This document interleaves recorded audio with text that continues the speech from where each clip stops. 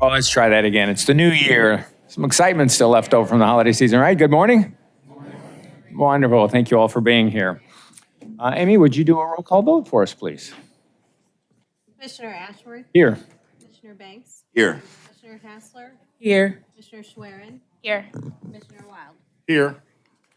Wonderful. If you are under the age of 11, would you come up here and lead us through the Pledge of Allegiance? So those of you who are under the age of 11, come right up here. Come on, come on, come on. We don't bite. Come on. Come on up. You'll stand and join us. All right? So we're going to pledge allegiance. You know the Pledge of Allegiance? I pledge allegiance to the flag of the United States of America and to the republic for which it stands, one nation, under God, indivisible, with liberty and justice for all. Thank you for your leadership. Yay. You guys did great. Happy New Year. Off to a good start, we hope. Yeah, boy, this is a tough crowd tonight. Turn over to Mr. Banks and Ms. Schwerin, Ms. Hassler, and they're going to introduce Ms. Wild, and we're going to do it in a jokey session to get everybody laughing here a little bit. Well, hopefully you had a very nice Martin Luther King Day also.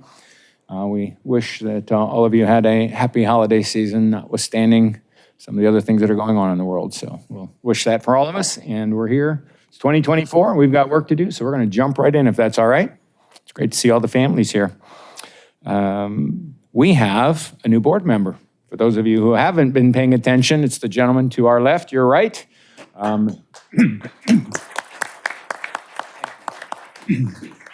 Many of you will recognize either the face, the name, or the person, because he's been around the police department for many, many years, done a lot of ride-arounds and been in a lot of places with us, celebrated with us at times, and cried with us at times. So, Mr. Wild, Mike Wild, we would like to thank you for joining us. And that is all of us to help lead us into the future. And if you don't mind, would you mind doing a quick introduction of yourself? I'd be happy to, thank you. I guess the most important thing, St. Louis U High. So that answers the St. Louis question. Junior Bill. Yeah, there you go. Junior Bill. My brother had the pleasure to serve the department for 37 years before he retired a couple of years ago. So a lot of familiar faces in the audience. But a graduate of the FBI Citizens Academy. I was a volunteer parole officer for 6 years for the state of Missouri. Studied criminology up at UMSL under a person I'd like to recognize who passed away last week, Dr. Rosenfeld. He's an incredible asset in criminology. So please keep his family in your thoughts and prayers. But I am looking forward to helping work with the chief and the command staff and others to make sure that this department stays among the leading in the United States. Thank you. We are so grateful you opted in for us. We have one more task, and it is to make you official. It is a badge. Oh. So congratulations. Thank you very much. Welcome to this wonderful group. Here. All right, Chief, we'll throw it over to you. Thank you. I appreciate it. Happy New Year to everybody. And young ladies, you guys did a much better job than Rodriguez would have done. Anyway, I have some certificate citations to produce. First up will be Mr. Mark Garden, presented by Sergeant O'Fallon. I don't think he's here yet. He's not here yet? Citizen citation from Mr. Garden, not here? Mr. Gordon's not here. Next up, Detective Melanie Quinn, presentation by Captain Tim Ware.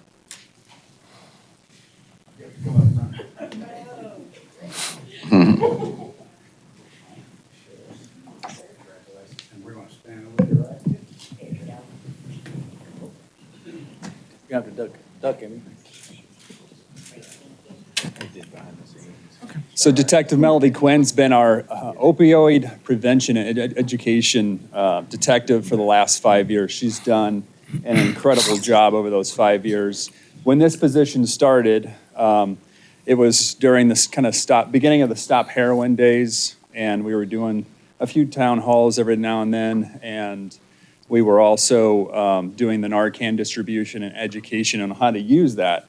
So since then, she's taken this position to another level for sure. She's done an excellent job.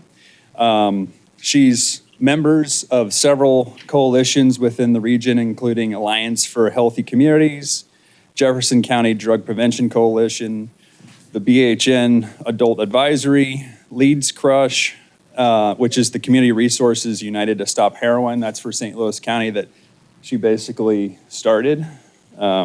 She teaches at schools. She established the first Leaders in Training Conference.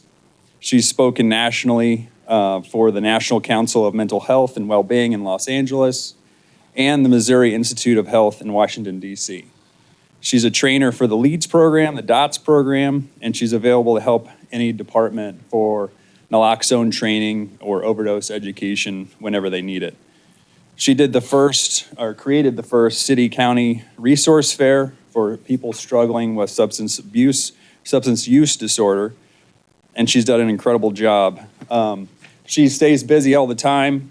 When I was meeting with her to make sure she was going to be here today, she said, "Well, what time is it at?" And I said, "Oh, it's about 9 o'clock." And then, usually halfway through you can let them out. And she goes, "Good, I need to be on Kings Highway by 10. So I said, "Well, we'll make sure you make some room for it." So congratulations, you've done an excellent job. And I know she's going to carry on and continue what she's doing. So congratulations.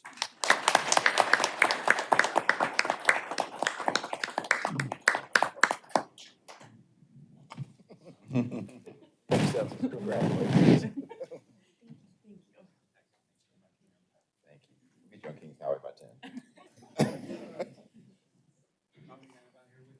I don't, not today, not this early.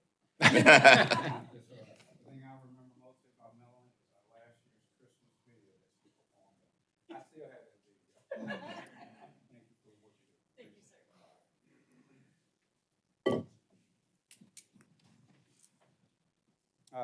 Again, some more promotions. Up next is Captain Aaron Rodiger.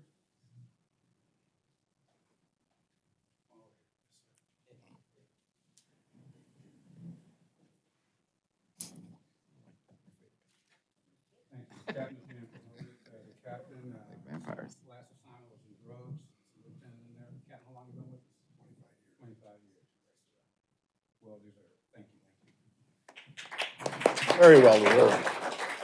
And he's won a Jennings, right? He's won a Jennings? He's won a Jennings, right? Yes, sir. All right. Expect that he's going to, the assignment's going to be Jennings. Right, Colonel? Quite an entourage. Front row. I saw Oliver, I saw that Rich, my daughter Eva, my daughter Isla, my little sister Paula, my brother-in-law Jason. Thank you. All department, family, and friends, all of that, everybody else. Thank you, After Duty.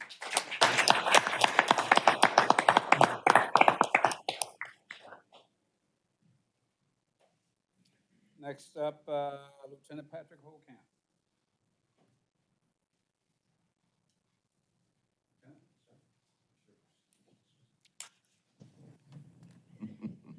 Lieutenant's being promoted from CIT. How many years here? 22nd year. And you're going where? First precinct. You started there, right? Yes, sir. Congratulations. Good luck.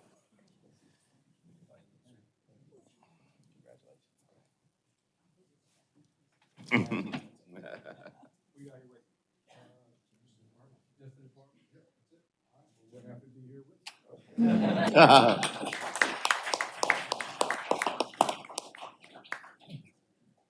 Lieutenant Zachary Ziegler.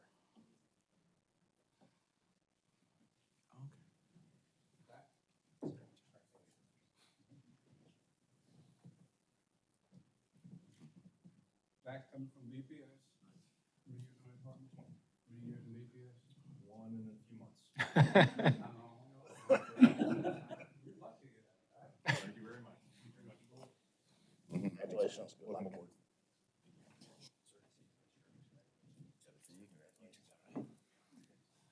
And you're going to the second, right? I am.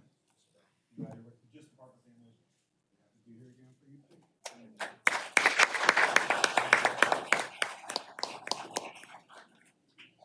Sergeant Elizabeth Edwards.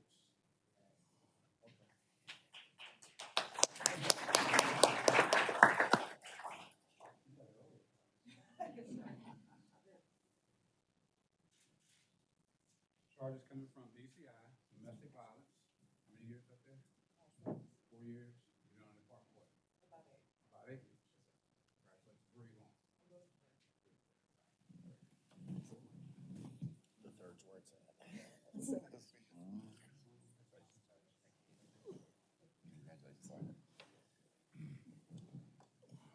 Can't call you executive anymore. Who you got here with you? I had specifically BB unit for everything up kids from the family.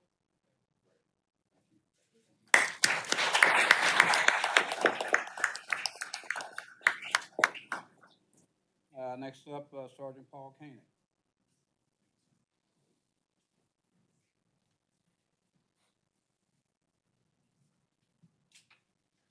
Start.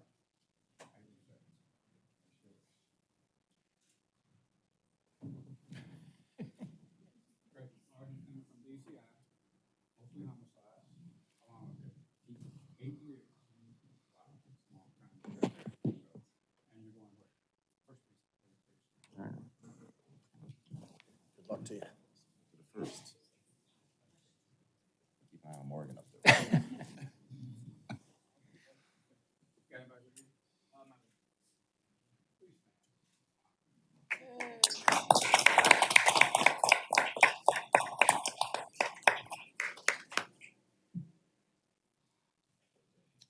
Sergeant Rebecca Gardner.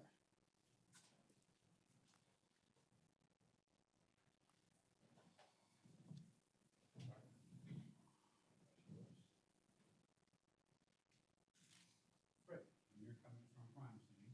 How many years there? 9 years. Going where? Jennings.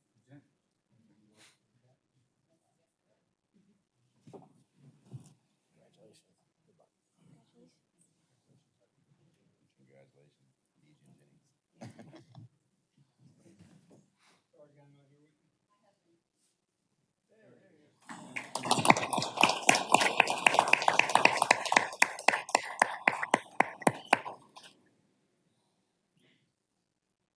Next up is Forensic Scientist 3, Christina Rawhauser.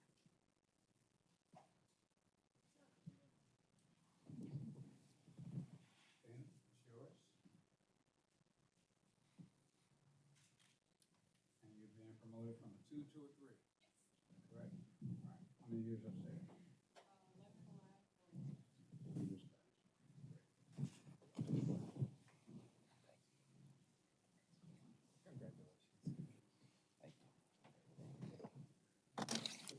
Here with you? Last time?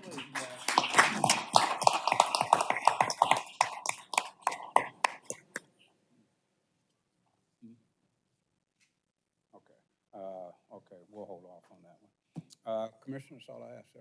Very good. Did Mr. Morgan show up by chance? No, he did not. He's not here. Very good. Well, thank you of those of you who came to support the people we depend on so significantly with their promotions and their additional responsibilities. We thank you for all that you do behind the scenes to make them so successful. We appreciate it greatly. And you are allowed to leave now unless you want to stick around for the nuts and bolts of this meeting, which is also very fun, but it's not quite as much fun as us shaking hands and celebrating. So, whoa, hold on. Excuse me, before you leave, I want to take but another minute.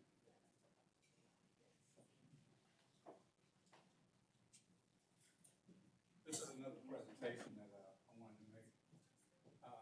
Early last year, Commissioner Ashworth called me and asked me about my interest in participating in the Pedal for the Cause, an event to raise money for cancer, mostly sponsored by Edward Jones, and about the possibility of putting a police team in the Pedal for a Cause. It's a long bike ride to raise funds.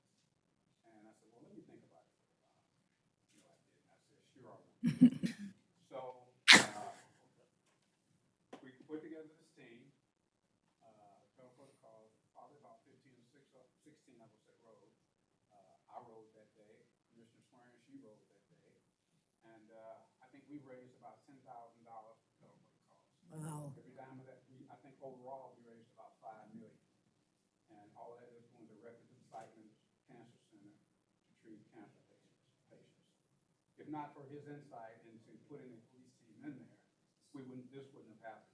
Matter of fact, I think we were the only police team that wrote within St. Louis County or St. Louis City. And again, it was about 16 of us. I led the team. Actually, I came in last. But they waited for me and we all crossed the line together. And that was something great on their part. They wait for me and we all crossed the line together. And like I said, we were the only police team that wrote from anything. And that was thousands of people that wrote on that Saturday morning, on that Sunday morning. But unfortunately, the commissioner and his spouse, who always like ride, couldn't ride that particular day because of some family obligations. So he wasn't able to ride. They did ride a short distance, but they had to leave early and not ride the complete ride. So with that in mind, again, we would not have had that opportunity to showcase ourselves if not for his insight into doing this. And as long as I'm here, we'll ride in that event every year. So because of what he did, like I said,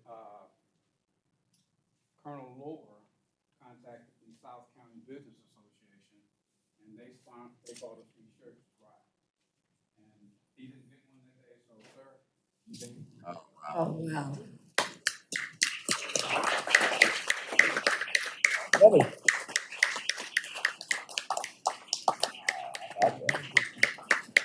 Steve, terribly, wonderfully unexpected. Thank you very much. And you heard the chief talk about it.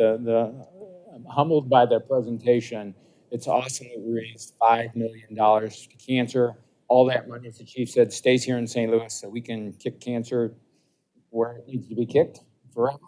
And I have to tell you, for those of you who haven't seen this, watching our group ride in these uniforms, seeing them ride together as a team, I have to tell you, it was a massive sense of pride, not only for me, but I can't tell you how many people came up to me and said, that's pretty awesome, how much we depend on those police, and they're giving back in different ways. So, Chief, thank you. Commissioner Schwerin, thank you. All of you who wrote, thank you. We're going to get cancer yet, so thank you very much.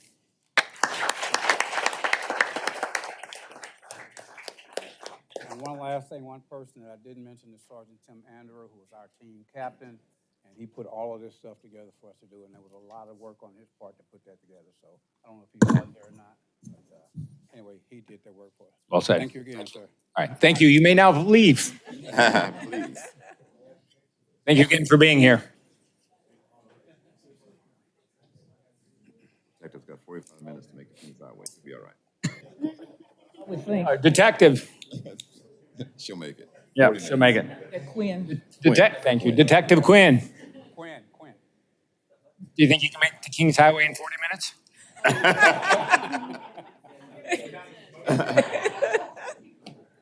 That is probably true. I used to ride the Kings Highway bus.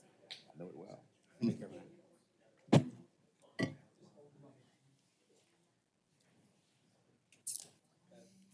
Mike, that's it. We're done. That would be nice, wouldn't it?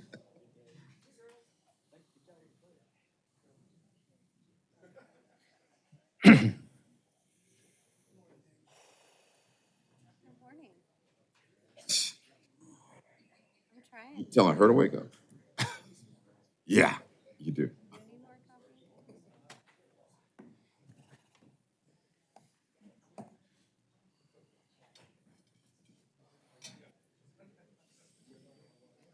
How do you go for first row? Yeah, something about it. Nobody likes the first row. What if we just take all those seats away? Those are the kids get called on. And the next row would be, and the next row. I'm a W. I'm used to the I back. don't think nobody wants to I, sit you know, next as we Is were. that what it is? I thought, I can't remember the last time I wasn't. We should take the last several rows out. It's like church, right? Very much so. Take the back rows. Up with it. F. So I was used to being. They said the same thing. I said, yeah. It's just like church. Nobody wants the first few. No, Lost my seat.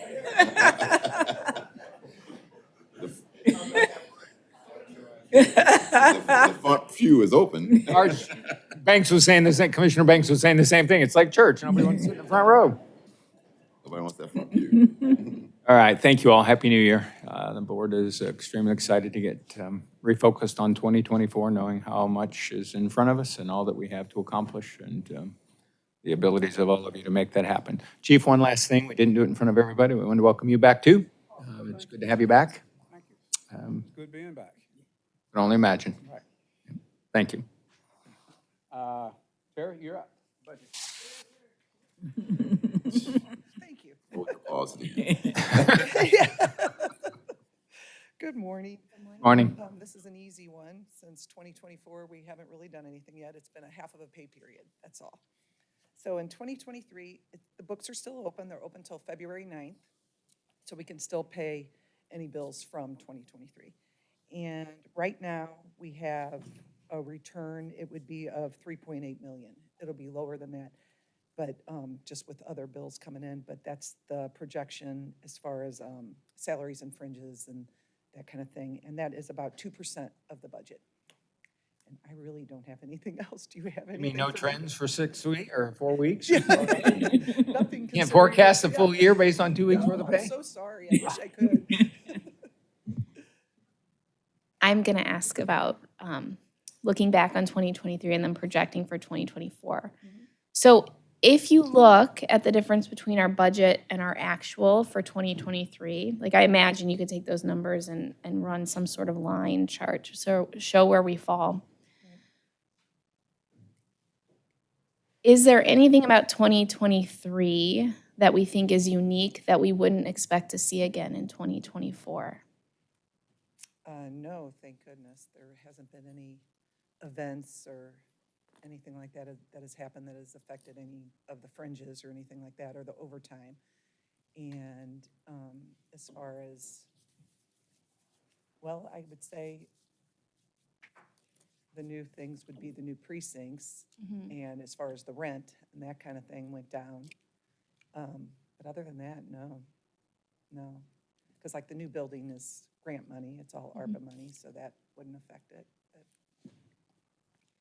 I think I'd be interested in perhaps next meeting if we could, and it doesn't have to be that graph, but some sort of comparison that shows our performance to our budget from maybe month to month in 2023, kind of so we can see normalized, this is kind of what an average or a typical year would look like. okay. And then compare it to the 2024, what we have budgeted? Is that what you're thinking? Yes. Okay. Yes. Can we make it a third year? Can you do 24, 23, 22? Uh-huh. Thank you. We'd like 67 pages of graphs. A slideshow. Definitely a slideshow. I'll get right on that. All right, thank you. Oh, okay. Okay, and this, right here? Oh, okay. So on the reimbursements for ARPA, I just sent in the last one, which was covered December, but we have been reimbursed through November and about for 490,000. So that's where we're at on that. Any questions on that? First time we've had reimbursement, correct? No, well, last month, we got like 3 months together. Okay. You know, they were kind of hanging out there and not being reimbursed, and finally, they reimbursed them all. So I think it probably should run smoother now, that I know how to work it, that they know what to expect, because we kind of had to talk it out, whether it was 50% or the 100% or, so. it's So, 50. so the 490,000 represents what, how many months? So that would be June through December, that would be June through November. So not bad, yeah. So that's half of what we've spent, though. Okay. On that project, Yeah. are we at a point where we can create a cash flow projection, like the cash that's going out for the project? Well, we have like, right now, all that's encumbered is to Gemma, the architects, and that is like for 4.9 million. So other than that, I don't know much about the project itself. The bids for construction have not gone out yet. They're in the process of getting possible bidders, contractors for the bid right now. And that's not due to close until February 14th. June, I believe. Yeah, May, July, yeah. Completion date remains May of '26, but the bids, it looks like May, July of '24.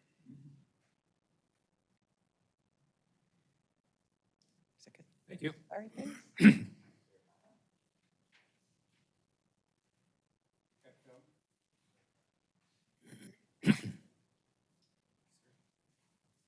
Morning. Morning. Morning.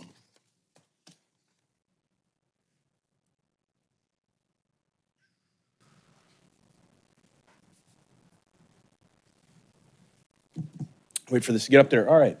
So for our crime statistics, the board had asked for several deeper dives into several of our statistics, so we'll get through that as we move along, and I'll explain some of these things. But once again, just to capture this is for all of 2023 calendar year, January 1 through December 31st of 23. So we always start with our notable events, which is our Internal Affairs Bureau Professional Standards slide. When we look at citizen complaints, there were a total of 2 received in December, resulting in a 20% decrease compared to 22 and obviously 21, which numbers were the same. Internal investigations, we had 3 received last month in December, resulting in a 3.2% increase overall compared to 2023. I always say at the beginning of every year, you know, when in January and February of last year, we looked at some of the numbers and said, why are they so spiked? And I said, let's just wait for the end of the year, and they usually come back to the mean.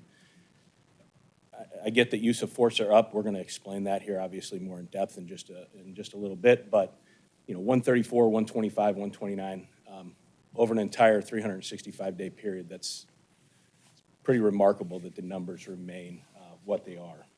So for uses of force, obviously, the 30.3% overall increase compared to this time last year. There were a total of 30 use of force incidents in December from our department. About 70% in all of 2023 resulted from, or just physical restraint was used as the type of force. And again, I'll get more in depth into use of force here in just a little bit per your request. There are 5% that are still blank for the year, meaning that there's still open investigations in professional standards. When we look at department vehicle accidents, couldn't be more even. I know that we started high and again, regressed right back 163 even compared to 2022. This year, however, employees were at fault roughly 34% of the time as compared to 42% last year. Once again, just showing it appears that more circumstances may have been out of the officer's control. Pursuits, obviously a massive increase, the 63.5. However, once again, in March of 23, I know that was a while back, but we were at plus 303%. So every month since then, we've been coming back down from a percentage standpoint. We started so high right out of the gate. And then the month to month for the remainder of the year started to regress back to what we've seen. We only had 6 total pursuits in December, even with the 154 documented failure to yields, which I'll also touch on here in a second. 80% of pursuits year to date began in either our 1st or 8th precincts, North County or Jennings. 35% of the pursuits this year were initiated due to a carjacking, so that's 29 total. And then obviously the use of LPR and the RIC really coming into its own have been instrumental in assisting officers in locating some of these felony wanted type vehicles and felony crimes that we would pursue. And then the last thing on this slide is the failure to yields. We were always high the entire year. We had 154 that occurred this month. 55% of those failure to yields began in either the 1st or 8th precincts, with Jennings actually having more than North County year to date. And that number increases to 72 total percent when we include the 4th precinct. So between precincts 1, 8, and 4, about a little over 70% of all failure to yields were initiated out of there.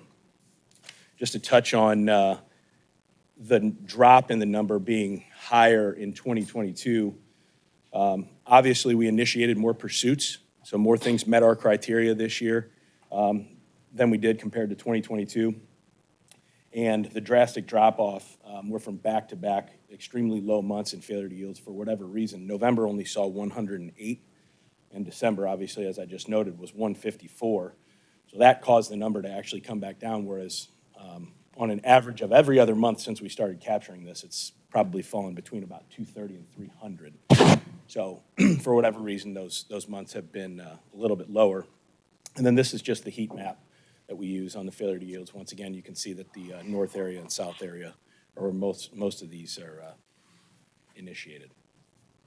And I noted that Precinct 8 actually is small comparatively geography-wise as it is the first, had 749 total compared to the 730. Does anybody have any questions before I move into breaking down a little bit more of these BPS numbers? I know your asterisk at the bottom said don't compare last year to this year because we didn't start our trending until February, That's right. but our numbers were still below, sorry if you'll put it back up.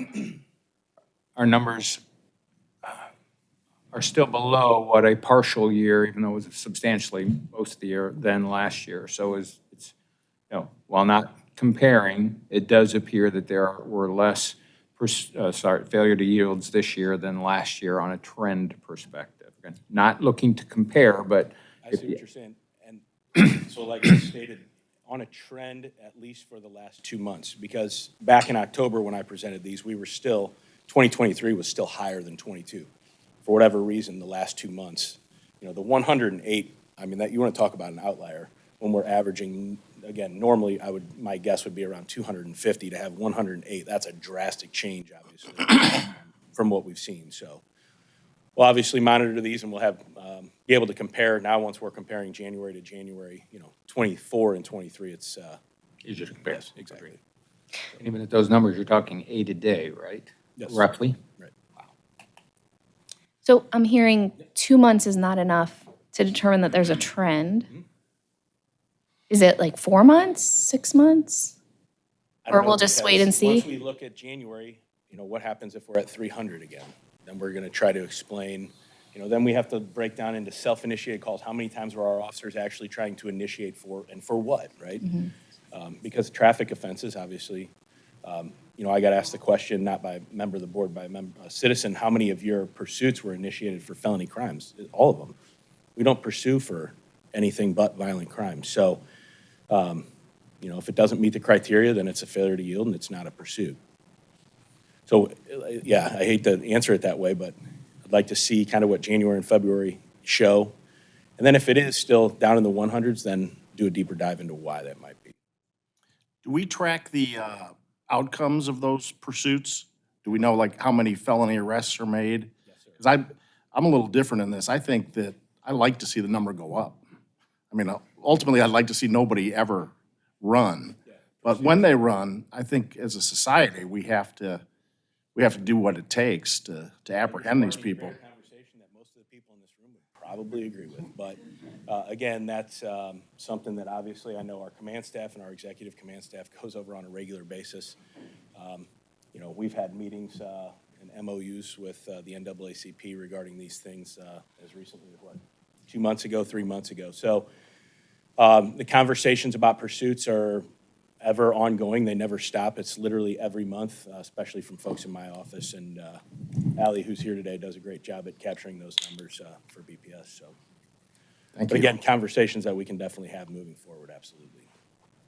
So you had asked for just a little bit deeper dive into some of those numbers. You had asked for citizen complaints to be broken down a little bit more, internal investigations, and then use of force, which again, we'll get to here in a second. For citizen complaint allegations, so as was noted just previously, there were 12 total citizen complaints. However, in those 12 citizen complaints, there were 20 total allegations.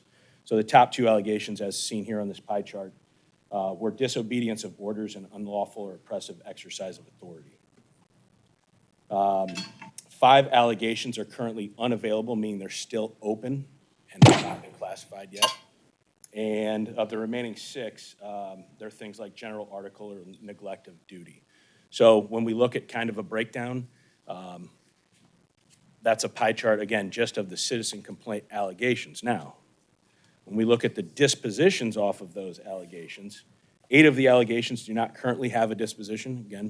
Again, they're still active and pending. 7 were sustained, meaning it was found to have, the officer was found to have committed the allegation. 1 was not sustained, meaning there was not enough evidence to prove or disprove the allegation. And 4 were exonerated, means the complaint occurred, but the officer acted within policy and there was no policy violation that occurred. Can you go back one slide? So citizen complaint, the allegation is that the disobedience of orders how does that impact a citizen? It seems like that's against the officer. The officer is doing that against the citizen. That's correct, but it's a citizen complaint. So the citizen called BPS, for instance, correct? Corey, if you want to come up here, please. So Sergeant Simons is also here. I've got some backup today, because I have so many numbers. No, but in all seriousness, obviously, Sergeant Simons is with the Bureau of Professional Standards and deals with these things on a daily basis, whereas my office, as you well know, only pulls the data for those sorts of things. So you want to go ahead and help answer that? So thank you. Good morning. Thank you for being here. We always appreciate that kind of backup. I'm confused by the bottom two slices of the pie. I understand a unlawful or oppressive exercise of authority. That's the citizen's complaint against the officer. I'm struggling with how disobedience of orders falls into that, because that's not against the officer. That's the officer's reason for pulling over the citizen. Yes? Correct. So what that would entail is, for example, a citizen will make a complaint that maybe an officer didn't write a report. So that wouldn't really fit into unlawful or oppressive, but that is a violation of our policy. So disobedience of orders is a little bit misleading. That's typically where you violate one of our policies. So if a citizen makes a complaint that an officer did something that we investigate that turns out to be outside of what our policy says it's supposed to be, then we'd allocate them for disobedience of orders. Thank you for clearing that up. Can we change that? Because that, to your point, that doesn't reflect what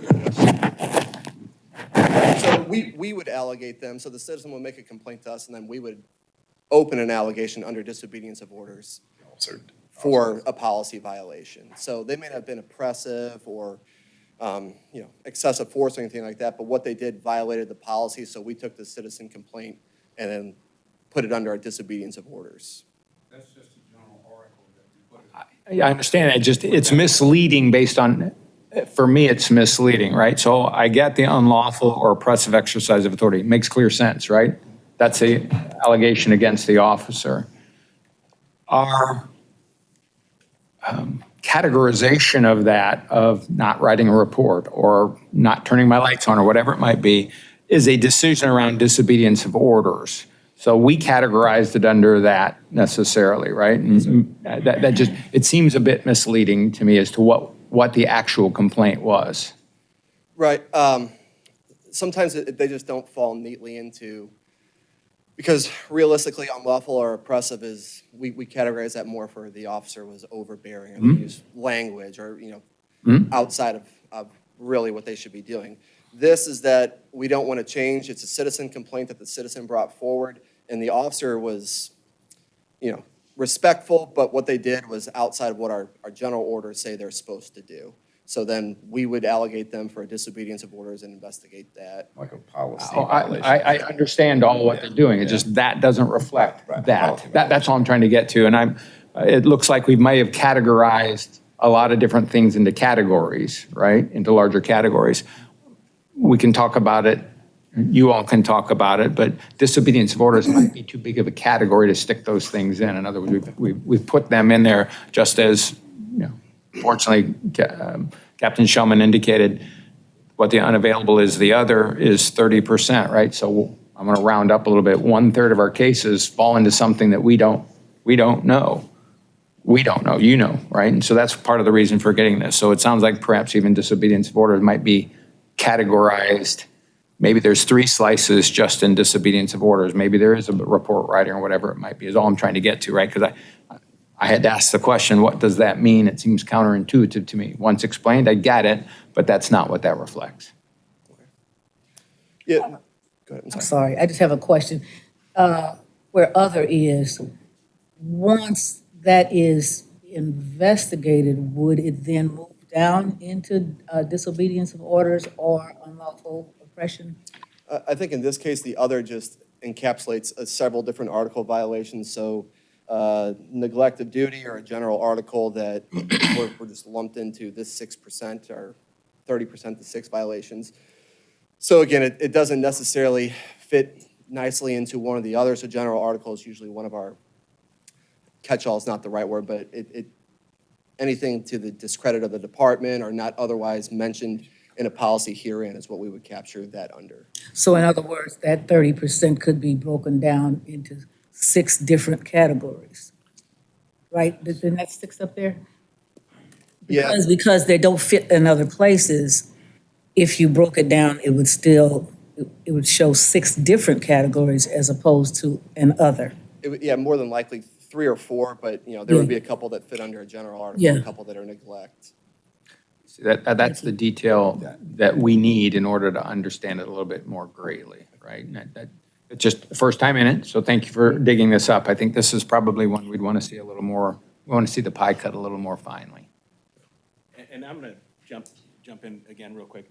And in all fairness, all honesty, that's something that I would like to talk to Jennifer about, because I think when you really start getting into the nuts and bolts of BPS cases, we're talking about actual individuals at this point. We're trying to categorize these as broad as we can. Does that make sense, ma'am? We'll take it into closed session for legal advice. Thank you. So again, I think I just explained the disposition portion of that. So we'll go ahead and move on to the internal investigations. So again, within the 129 internal investigations that I previously mentioned, there were 174 allegations in those 129. Top 2 allegations are improper disposition or damage of department property. Pretty simple, vehicle accidents for the most part, and disobedience of orders, once again, which is a violation of any of our general orders, just in a larger frame here. 22 allegations of neglect of duty, 19 for general article, and 9 for unauthorized absence. I'm sorry for the frog in my throat. So, go ahead. What's the difference between general article and disobedience of orders? So again, the disobedience of orders could be, there's I think 7 or 8 different versions of disobedience of orders. So it could be that you violated any article or any policy within the department. It could be that you disobeyed an order for one of your supervisors. So it kind of, if there's subcategories of disobedience, Article 11, there's 11.1, 11.2 through 11.8 or 7. General article is, again, that it's any violation of state or local ordinance, discredit, actions that are discreditable to the department. It's basically anything that's not mentioned here in these articles would be captured under a general article, our 33. Okay, can I repeat back to you what I heard to make sure I'm accurate? So disobedience of orders is a violation of Article 11? Yes, ma'am. Okay, and then general article could be any other one of our general orders or an ordinance or law or other thing? Yeah, typically, if it is a general order, it will be, not typically, it will be captured under disobedience of orders. Anything that's not necessarily a violation of directly a policy, but what they did brought discredit to the department. We would put that under disobedience of orders, or I'm sorry, general article. Okay. I want to ask a question, and I'm a little concerned I'm going to come off as a complete idiot. So I'm just going to add that caveat right here. Isn't it in our general orders that we can't discredit the department? Like, I remember seeing that, and I'm just trying to remember where that falls. So any action that brings discredit Yes. to the department will be general article, Article 33. Okay, so that's different than disobedience of orders because it's not Article 11. Correct. That would be Article 11.1 would be a disobedience of policy or written directive of the department. Okay, but it's still a violation of our general orders, just not Article 11. Right. So we have a conduct and discipline manual, which is our articles, and then you have the Power DMS general orders, which lists all the policies of the department. Yeah, so we would separate those into 2 different things. Okay, that helped clarify. Thank you. For asking for all of us.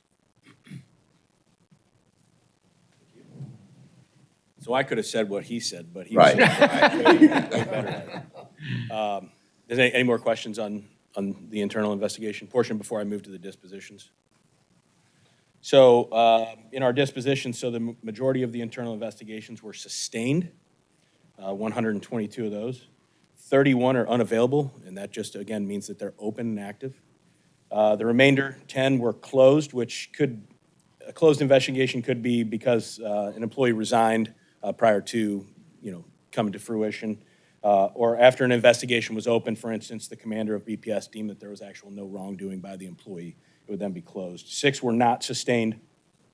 4 were unfounded, meaning that no factual basis that the allegation occurred, and 1 was exonerated. So if it's closed and the employee is still at the department, is there any notation in that employee's file? Or is it as though it never existed in the first place? They would get, so when we open up an investigation, they're notified that an investigation is opened and what the allegation is. And at the end, for any one of these dispositions, they'd be made available. They would get something in writing saying this is what the disposition is. And then we say, hey, if you have any questions, please feel free to contact us and we'll explain this to you. Because it is, this process is very unique to anything else in the department, so we try to explain it to them as much as we can. But it doesn't go in their record? Correct. Not in their personnel files. Right. But we have separate BPS file where we keep, that's stored. Thank you. Obviously, he deals with this stuff on a day-to-day basis, so it's just much more well-versed in it. Wise decision to bring him along. I brought several. It's leadership. It's leadership. That's exactly right. It's leadership. All right, so we'll move on to use of force.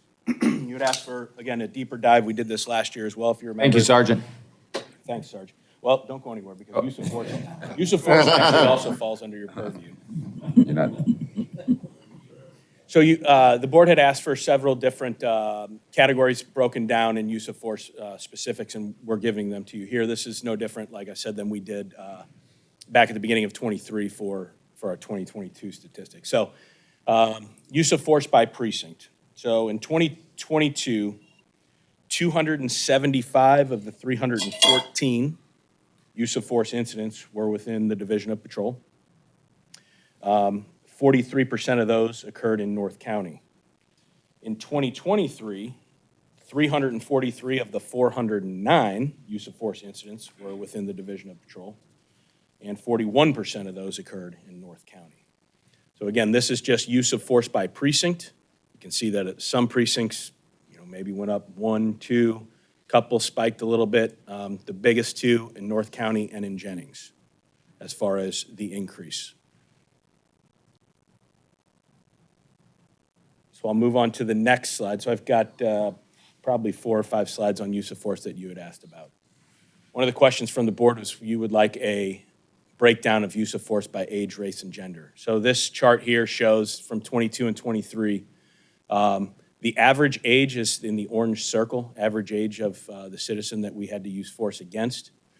African Americans is the green, whites the teal or blue, and then other races would be in red, and then the gray would represent males and the yellow represents females. In case anybody had a question, I'd just like to talk for 2 seconds about, let me just run through a couple of these. So 2022 had 314 incidents. Of those that are available, they range from, like it says, 14 to 62. The 2023 had 409 incidents. For the ones that we have here, they range in age from 9 to 73. I've been asked about the 9-year-old. That unfortunately was a CIT case where the child was having an episode. The policeman simply restrained him from his words trying to kill himself until obviously they could get other first responders and paramedics on the scene. So the reason I tell you that is I've been asked from 2 different people, not police-related, citizens, and they say, oh, well, that makes sense, but why do you categorize that as a use of force? We do. It's a physical restraint. So whereas some citizens say, well, we don't think you used force on him. You're doing your job to, yes, we would agree, but understand that that still gets an administrative blue team to make sure that the police officer was in the right and did everything by policy. So I just wanted to point that out there in case there was any questions regarding that. Were you getting ready to talk or move to slides? I'm ready to answer your question. Okay. Or Sergeant Simons. When you calculate the average, are you adding up all the ages and then dividing by the 314 or the 409? Is that right, Alex? Yeah, so divided by what's available. So for instance, I told you that there's some still open that don't have that data in there. So I don't know the exact, I don't have the number that was divisible by.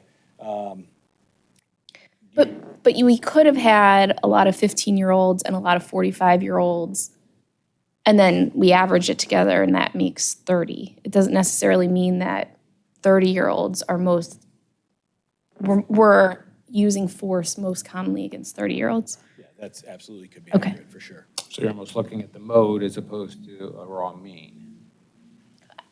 I was just curious, Yeah. so that I didn't draw wrong conclusions from that number. Sure, no, and that would be accurate. So use of force by reason for using force is another thing that was asked. So resisting arrest is always going to be and always has been the highest reason for using force year after year when we look at these. 44% of all uses of force in 2022 and 43% in 2023 were because somebody was resisting arrest. So again, I noted that we went up from, what was it, 314 incidents to 409.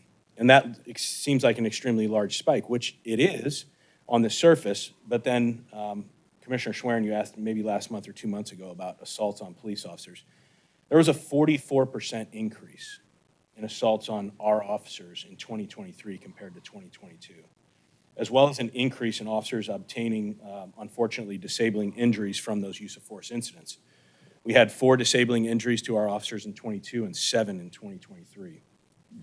When looking at the level of citizen resistance, there's also been an increase in using deadly weapons against our officers, as well as biting. I think I mentioned that maybe 2 months ago, which is crazy, but it happens. So in 2022, deadly weapons were used against St. Louis County police officers 4 times.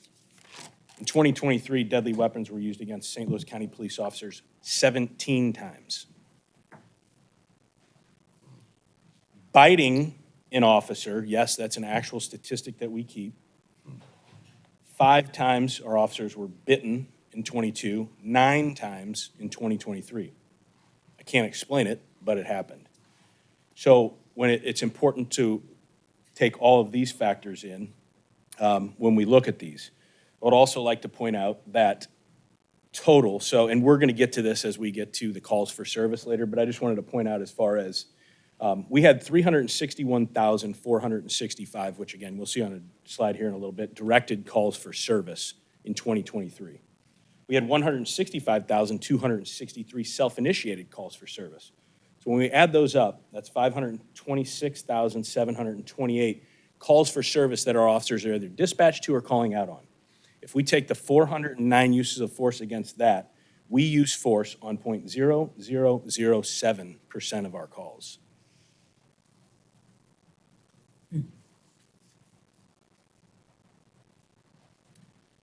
So then the next slide shows use of force by type of force.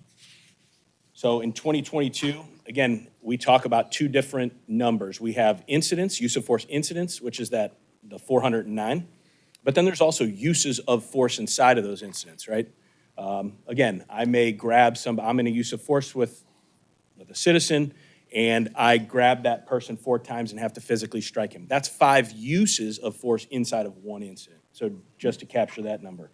So in 2022, we had 938 uses of force over the 314 incidents. And in 2023, we had 1,225 uses of force over the 409 incidents. Comparatively, that's 2.99 incidents in 22 per use of force and 3.00, so exactly the same numbers, uses of force per incident. The majority of all uses of force are physical restraint, which was 75% in 2022 and 70%. It'll actually be a little bit higher because, as I noted, there's about 5% that are still open, 70% in 23. And then you can look at the others. So taser falls into the next highest category, 11%, physical striking 9%, pepper spray 2%, and then everything else would be 1 or less.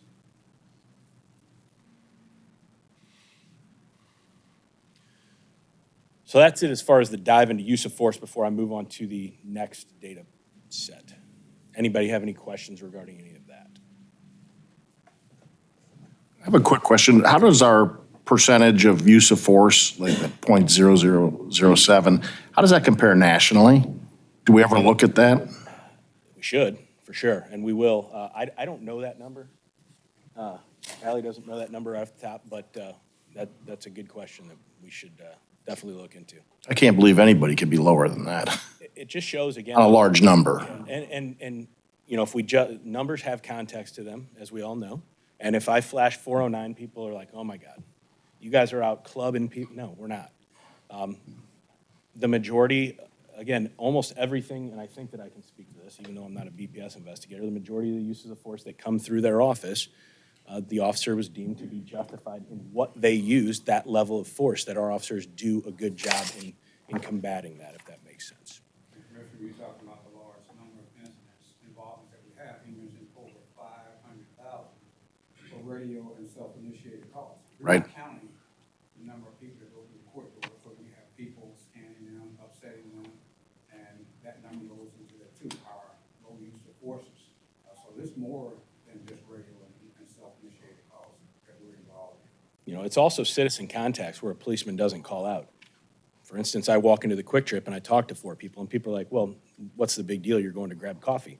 We've seen policemen killed for walking into, but point being, Sure. things can go every time that we contact a citizen. That's not all captured. That's just this calls for service that we can actually pull the data, because obviously a policeman's not calling out every time he's getting gas or, you know, walking into somewhere to get a sandwich, So the next thing that you all asked for was accidents. Just a quick breakdown of those, kind of by division and precinct. So we have that here. 163 accidents last year, which was, again, the exact same number that we had in '22. 110 of those occurred in Division of Patrol. As you can see here, North County had the highest with 37 total accidents. And then looks like Special Operations, which would be Special Operations and I would assume criminal investigation, yes. 21 and 18 would be the next two, and obviously the Violent Crime Initiative and things of those nature, which are run by DCI and Special Ops. So that would be consistent with a number of failure yields as well as pursuits in North County, right? The higher numbers? Yeah. Yeah, and I don't have right today the number of accidents that we had off of pursuits, but Gotcha. for sure that we know that we've had accidents and pursuits. Failure yield. That's all. All right. We put this slide in there. I shouldn't take credit for it. I find folks do. The highlights, and this is just for December, that our officers, St. Louis County police officers, made 736 total arrests, which was up from 712 in November. Guns seized, we had 75, which was down from 110. And then DWIs, which again, we'd asked about a DWI kind of month breakdown. I'll give that to you here in a second. And 67.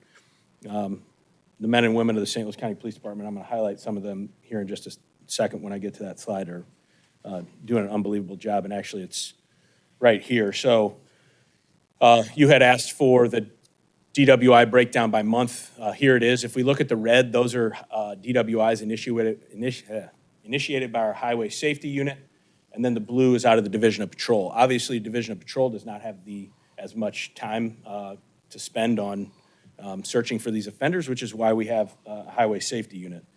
So February and April, as I break this down just a second, were the highest months for DWIs, with 72 each. So Highway Safety, our unit, ranges in months between 44% of the DWIs to 77%, as is counted here. But they account for 63% of all DWIs written by the St. Louis County Police for the year. And as you're going to see here in a second, I believe it was 202 or 6, somewhere around there, more DWIs that we wrote in 2023 as compared to 2022. So the men and women out there are doing the job as far as taking the offenders off the street. Now, out of the top 5 officers with DWI reports, 4 from Highway Safety, and 1 actually, kudos, is from the 3rd Precinct.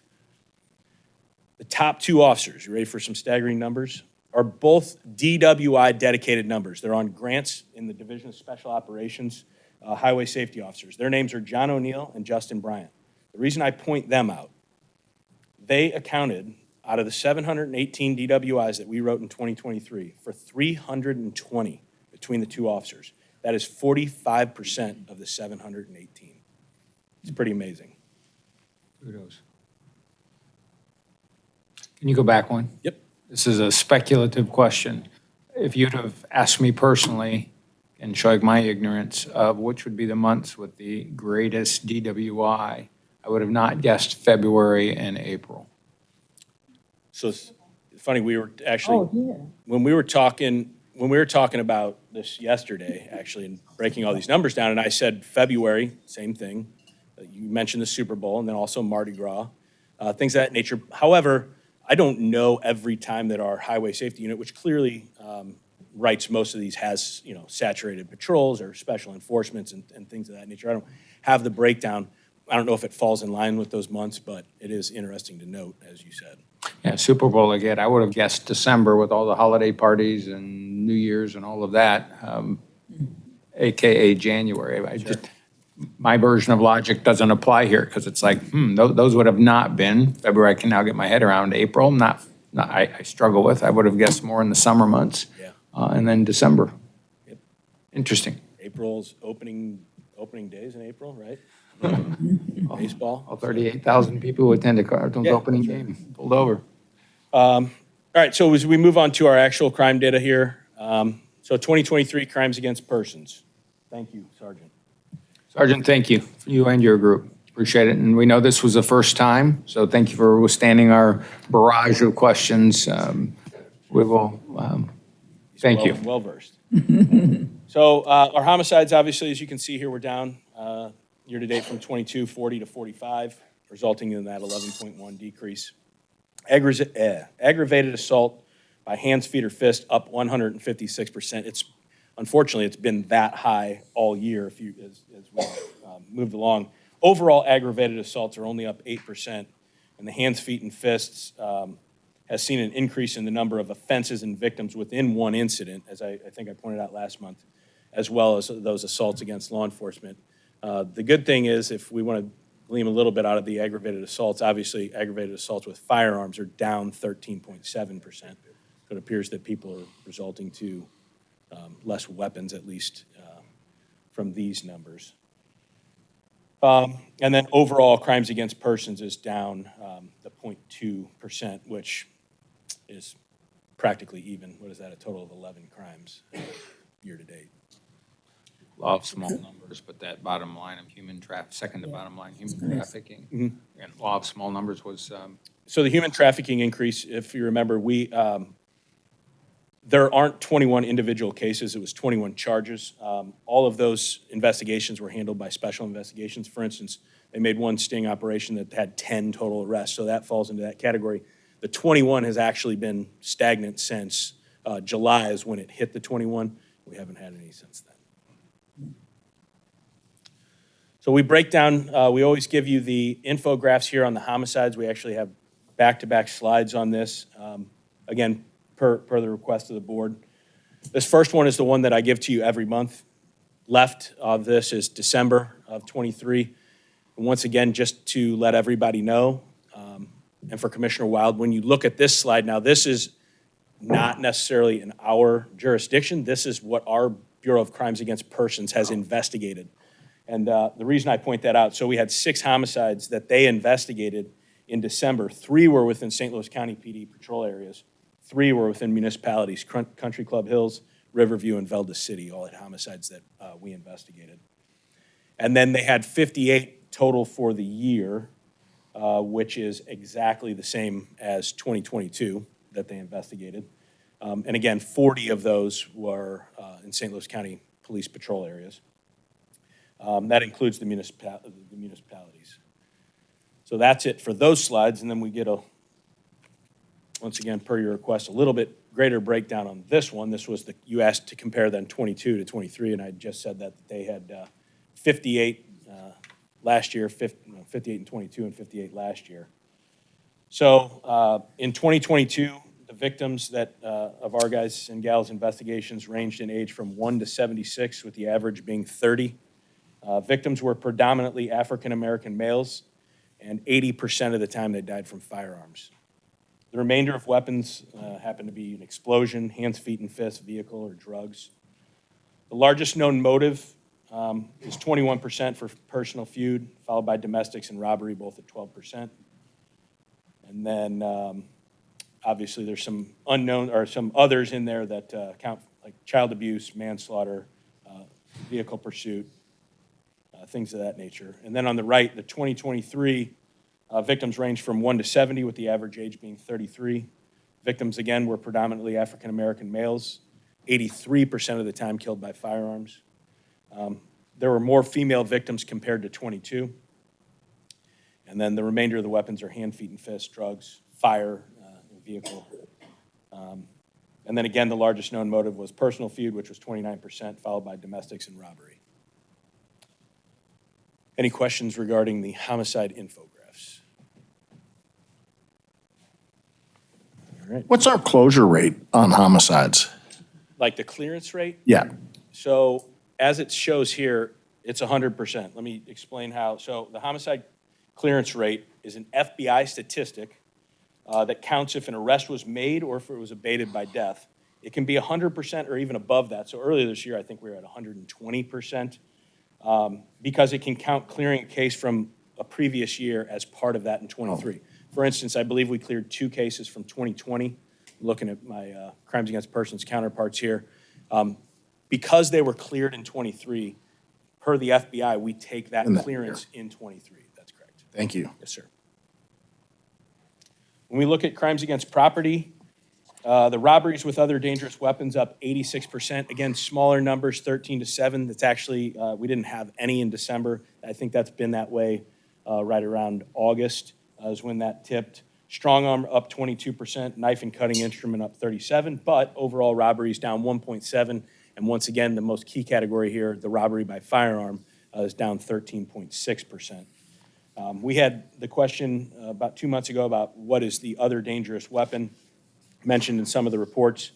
There's been things like vehicle, pepper spray, tasers, a dustpan. I told you about the bottle of laundry detergent that was listed, a brick, baseball bat, things of that nature as other dangerous weapons.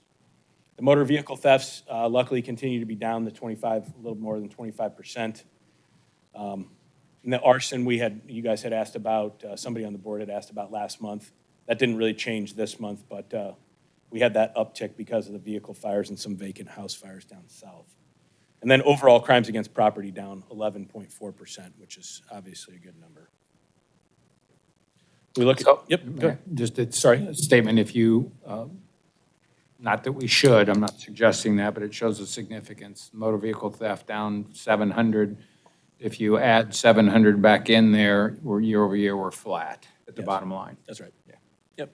And again, call it what it is. It was the key end to Hyundai thefts in 22 that. That's why I said can't do it. Yep. Yep. So, crimes against society, again, nothing really to note here. We've pointed out the drug violations were always going to be down with the change in the marijuana laws. I've talked at length now about the DWIs up almost 40% compared to last year, the 718. So it's the 202 more. And then overall crimes against society down 15.6%. We had broken down the crimes by month. Crimes against property makes up the majority of crimes every single month, as you can see. With August being the highest month overall, it had 1,997 total crimes. And here's a crime heat map. Shows that obviously most of it's concentrated north and then down south as well. So once again, First and Jennings and South County Precinct. So that's everything, all. Yes. Yep. So our calls for service data for the entire year now, we usually give you 5 months in the running total, but here's month by month. The highlighted is the highest directed calls for service from those particular precincts. All occur within October and November. And on a yearly comparison, which we have here just a little, or I have the overall year to year, but all precincts, I'll move that up here now. So I'm going to go back for a moment. Same ignorant question. Okay. I would have not necessarily thought October and November would have been the highest months for directed calls. Any rhyme or reason of that? Come on up, Allie. So this is Allie Noble. I think most of the members, Commissioner, you haven't met yet, but Allie's one of our police analysts that works in the Bureau of Research and Analysis. Part of the reason is the new CAD system. It went live October 10th, 2023. So we're using different systems to pull numbers and compare. And the new system creates calls a little differently than the old system did. Previously, if the first precinct went to an accident and they determined it was in Bell Fountain's venue, it doesn't count as a call for us anymore. It counts for Bell Fountain. The system now creates calls for every municipality. So 4 different municipalities all go on a call. There's 4 calls for every agency. So we had a standard differential then here. We did something new. All right, so we'll have to wait till 2024 to see. Comparable numbers. Thank you. Well, we'll have to wait till 2024 to compare month to month. But also when we compare to 2023, we're gonna have to remember that it's all with an asterisk again. Yeah, again, just because of the new CAD system. So here's the directed calls for service, which again shows that each of the precincts, on a yearly comparison, received more directed calls in 23 than they did 22. And then self-initiated, once again, all highlighted here. Again, the highest month per precinct is up there. Most occur in December or January when directed calls for service lessen, which obviously should and would make sense. Central County had the highest in May and Afton had the highest in June. On a yearly comparison, almost all precincts had less self-initiated calls than 22, which is expected with the more directed calls. However, North County had that 51% increase in self-initiated calls, which is pretty impressive. And again, there's a lot of factors there, but I know right off the bat we gave them, what was it, 13, 17 more officers than they had at the beginning of the year, 22. So when you have more policemen, at least it allows them to do a little bit more. Agreed, but it's also leadership that Cavalletti and Morgan have shown up there as to how they use and what they expect out of those officers. So it's a combination of all those things. So Yeah, those are your words, not mine. Ouch. They're friends. All right, and then our top calls, again, we keep this up there, but same thing, every month over month. Sick cases are always gonna drive us. Now, you had asked for a breakdown in communications. So how many calls come into our communications center as compared to how many calls are actually directed to our officers on the street? So here's what that shows. So administrative calls obviously are up there, the 911 emergency calls, add those with the total calls. Then we have the directed total, which would be directed calls for service to our policemen and directed to the precinct's average answer time, which I'll explain here right now. So got some good notes on this. So in 22, communications handled 349,000, almost 350,000 administrative calls and 362,000 911 calls for that total of almost 712,000. Out of those calls, there were 367 directed calls for service for St. Louis County Police in the 29 municipalities that have dispatching contracts. For just the St. Louis County Police precincts, there were 211,912 directed calls. The average answer time for 911 calls is what's up there. That's the 10.1 seconds. So in 2023, communications handled 287,000 admin calls and 376,000 911 calls. And then again, the average answer time for 911 calls was 10.8 seconds. So in February of 23, an auto attendant was implemented for the non-emergency line, which drastically cut down the number of incoming admin calls. While the directed calls for service numbers haven't changed much between the 2 years, the number of admin calls obviously has. So it shows that the auto attendant has drastically cut down on the amount of time call takers spend on admin calls that did not result in a call for service to our police officers. And then last, with the switch over the new CAD system in October of 23, reports cannot be combined to give a solid number for the average response time per precinct. Instead, 2 numbers are displayed using calls from the old CAD system from January through September and the new CAD system from October 10th to the end of the year. So again, just as Allie kind of noted on that, explaining the difference in the systems. I think the question also came from the board about, would we receive how many more calls is the communications center receiving that are being actually dispatched? And why would that number be different, right? There could be a plethora of reasons. For instance, one main reason, talking to our folks in communications, which again, this is intuitive to police officers, but let's just say that you have an accident at Lindbergh and Lee May down in the 4th Precinct, which is obviously a massive intersection. Communications may receive 10 calls from citizens on that, but it's only 1 call for service. So they could come in 10 911 calls because it's an accident with injuries. So that's why those numbers are going to be a lot higher than what's actually direct. They're only creating 1 call for service, whereas they're obviously answering every citizen's call. And then So after the first call on that one, they're answering and saying, we've already dispatched. Yep, we're aware, and we have officers en route. And then the final breakdown on the old CAD average response to the new CAD average response times in the precincts. Any questions?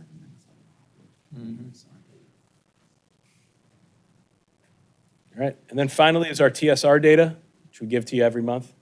I'll once again explain that we, for those that don't know, we have a TSR committee that meets every quarter. We recently met. We will be meeting here in the next probably 3 weeks to talk about quarter 4 from 2023. And then again in April or May to talk about the first quarter of 24. And what the TSR committee does is looks at every police officer on this entire department and makes sure that there's no outliers and addresses those if there are. Luckily, over the entire calendar year of 2023, the committee met on 4 different occasions, or we will for our 4th, and there have been no outliers, knock on wood, from any of our police officers as far as their traffic stop data. That's it. Thank you. Yes, ma'am. Before you step away, huge thank you from us. We know we threw a lot of requests at you. The intent, for those of you who are wondering why we got into this degree of detail, we wanted to understand the performance of the department at a different level in a different way. So that's why the board asked for so much detail. Captain, we appreciate you and your staff, Abby and the rest of you, for all of the work that you did to put this together. We also deeply appreciate your collective presentation. Sergeant, thank you too. Both on the data, but the context around the data, right? What's the data telling us from an informational standpoint? And so as you stand back, take away the individual slides, right? Go back to crime stats, go back to department stats. What's all this information telling us as a department? What would be your summation of it? Again, I know that's a hot seat question because you just gave us thousands of data points driven by 10,000, 20,000 more data points that you all sorted through to get to what you gave us. Any conclusions? I'm rambling here a little bit to give you a moment to collect your thoughts. That's why I'm going on and on and on. But no, I mean, to me, it's pretty simple. And, you know, as a member of the command staff now, I can speak for the command staff. I don't ever want to speak for the chief, but it shows the great work that the men and women of the county police department do on a day-to-day basis.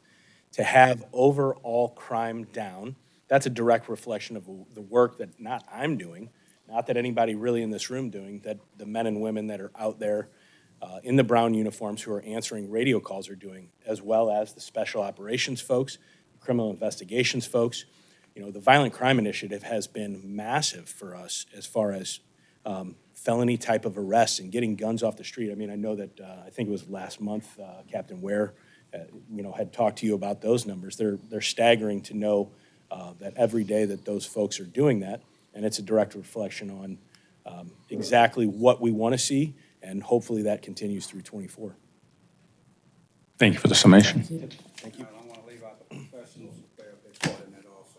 Yes. Because a lot of this doesn't get done without the help that we get from our professional staff. And yes, it is an indication of the hard work of our officers. Well said, sir. Okay. So we're wonderful.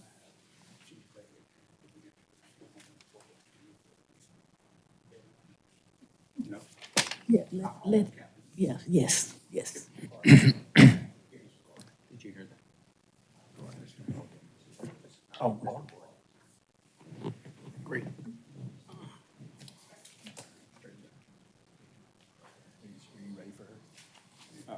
Oh, you're gonna do that? Okay, yeah. All right, I'll come back after that.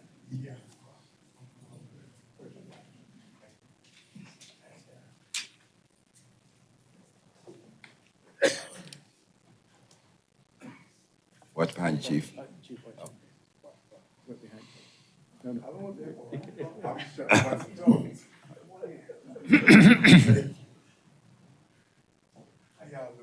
Well, how are Good you? morning. Yes, we are. Mr. Clark? Chief Berger, how you doing? So I'm going to present this to you, citizen citation, service citation. I'm gonna have Sergeant O'Connor tell everybody about what happened. This is Mark Gordon, and this is Fred Ishman.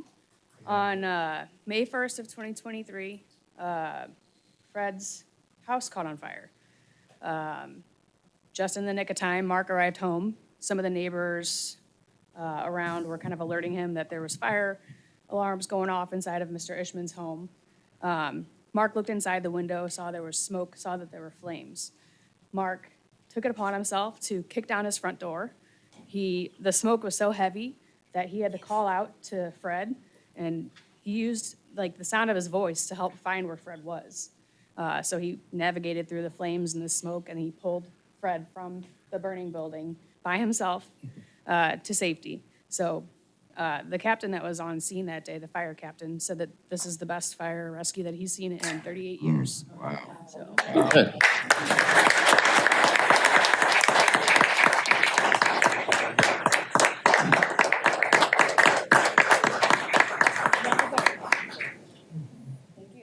right, thank you, sir, for what you've done. Anybody you want to introduce us here, Rick? Just my mom. Just your mom?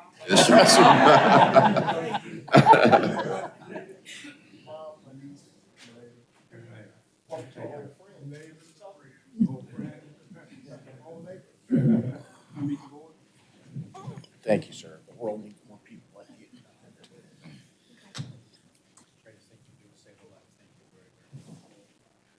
What's that? All right.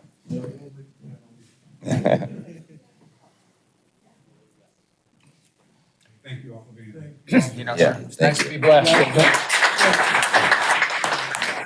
Thank you.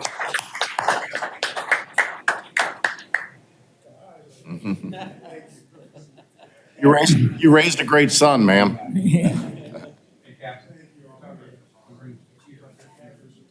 Okay, thank you. Man. It is something. And he said, just my mom. Members of the board, I've got Chief Tim Fagan. He's been nominated to be a member of our board of managers for the County Municipal Police Academy. Good morning. Good morning. Chief, thank you. Morning, Chief.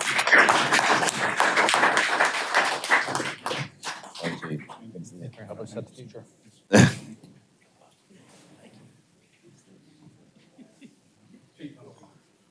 So I can think back to 2014, when we were dealing with the unrest of the Ferguson. And our biggest supporters, we had a lot of municipalities that came in and supported us. The greatest support that we had came from the Forsyth Police Department.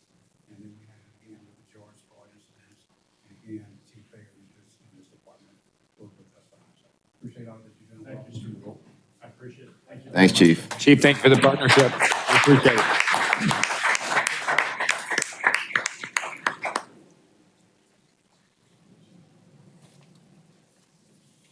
Okay, Julie, you're up.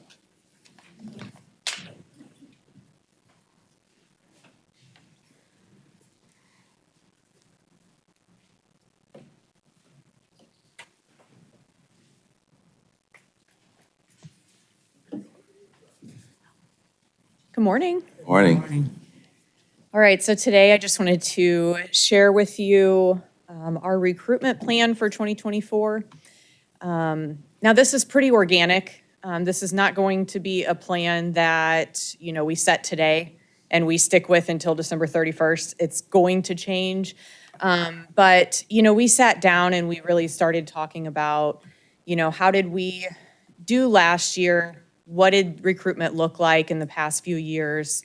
And what does it need to look like this year and moving forward? And so we really started with, looking at our numbers. And really, our turnover didn't look too bad based, really when we compared it to the last couple of years. And if you look at the graph here on the left for turnover, in 2023, the navy blue, that is our commissioned staff, and then the yellow is our professional staff. And we actually went down with the number of people that we lost last year. But when you look on the right, that's our hiring. We hired less people. So we're not replacing the people that we're losing. And so that's really where our opportunity lies. And so that's what we're really focusing on. So not only focusing on keeping our people, but also focusing on what are we missing and what can we improve in our hiring practices. So that's really where we started. And we started with researching our target market. Who are we trying to reach? And not just with our recruits, but also with our lateral transfers. So we have an amazing lateral program, but knowing who our target market is with experienced officers and with our recruits. So when we really look at millennials, those are people that are aged 28 to 43. And so this can be laterals, this can be recruits. And then looking at Gen Z. So that's those that are entering the market and all the way up to age 27. So those are our two target markets, but both of those really value that work-life balance. They value flexibility and an employer's reputation. So really taking all of that into account when we're looking at how are we reaching our target market.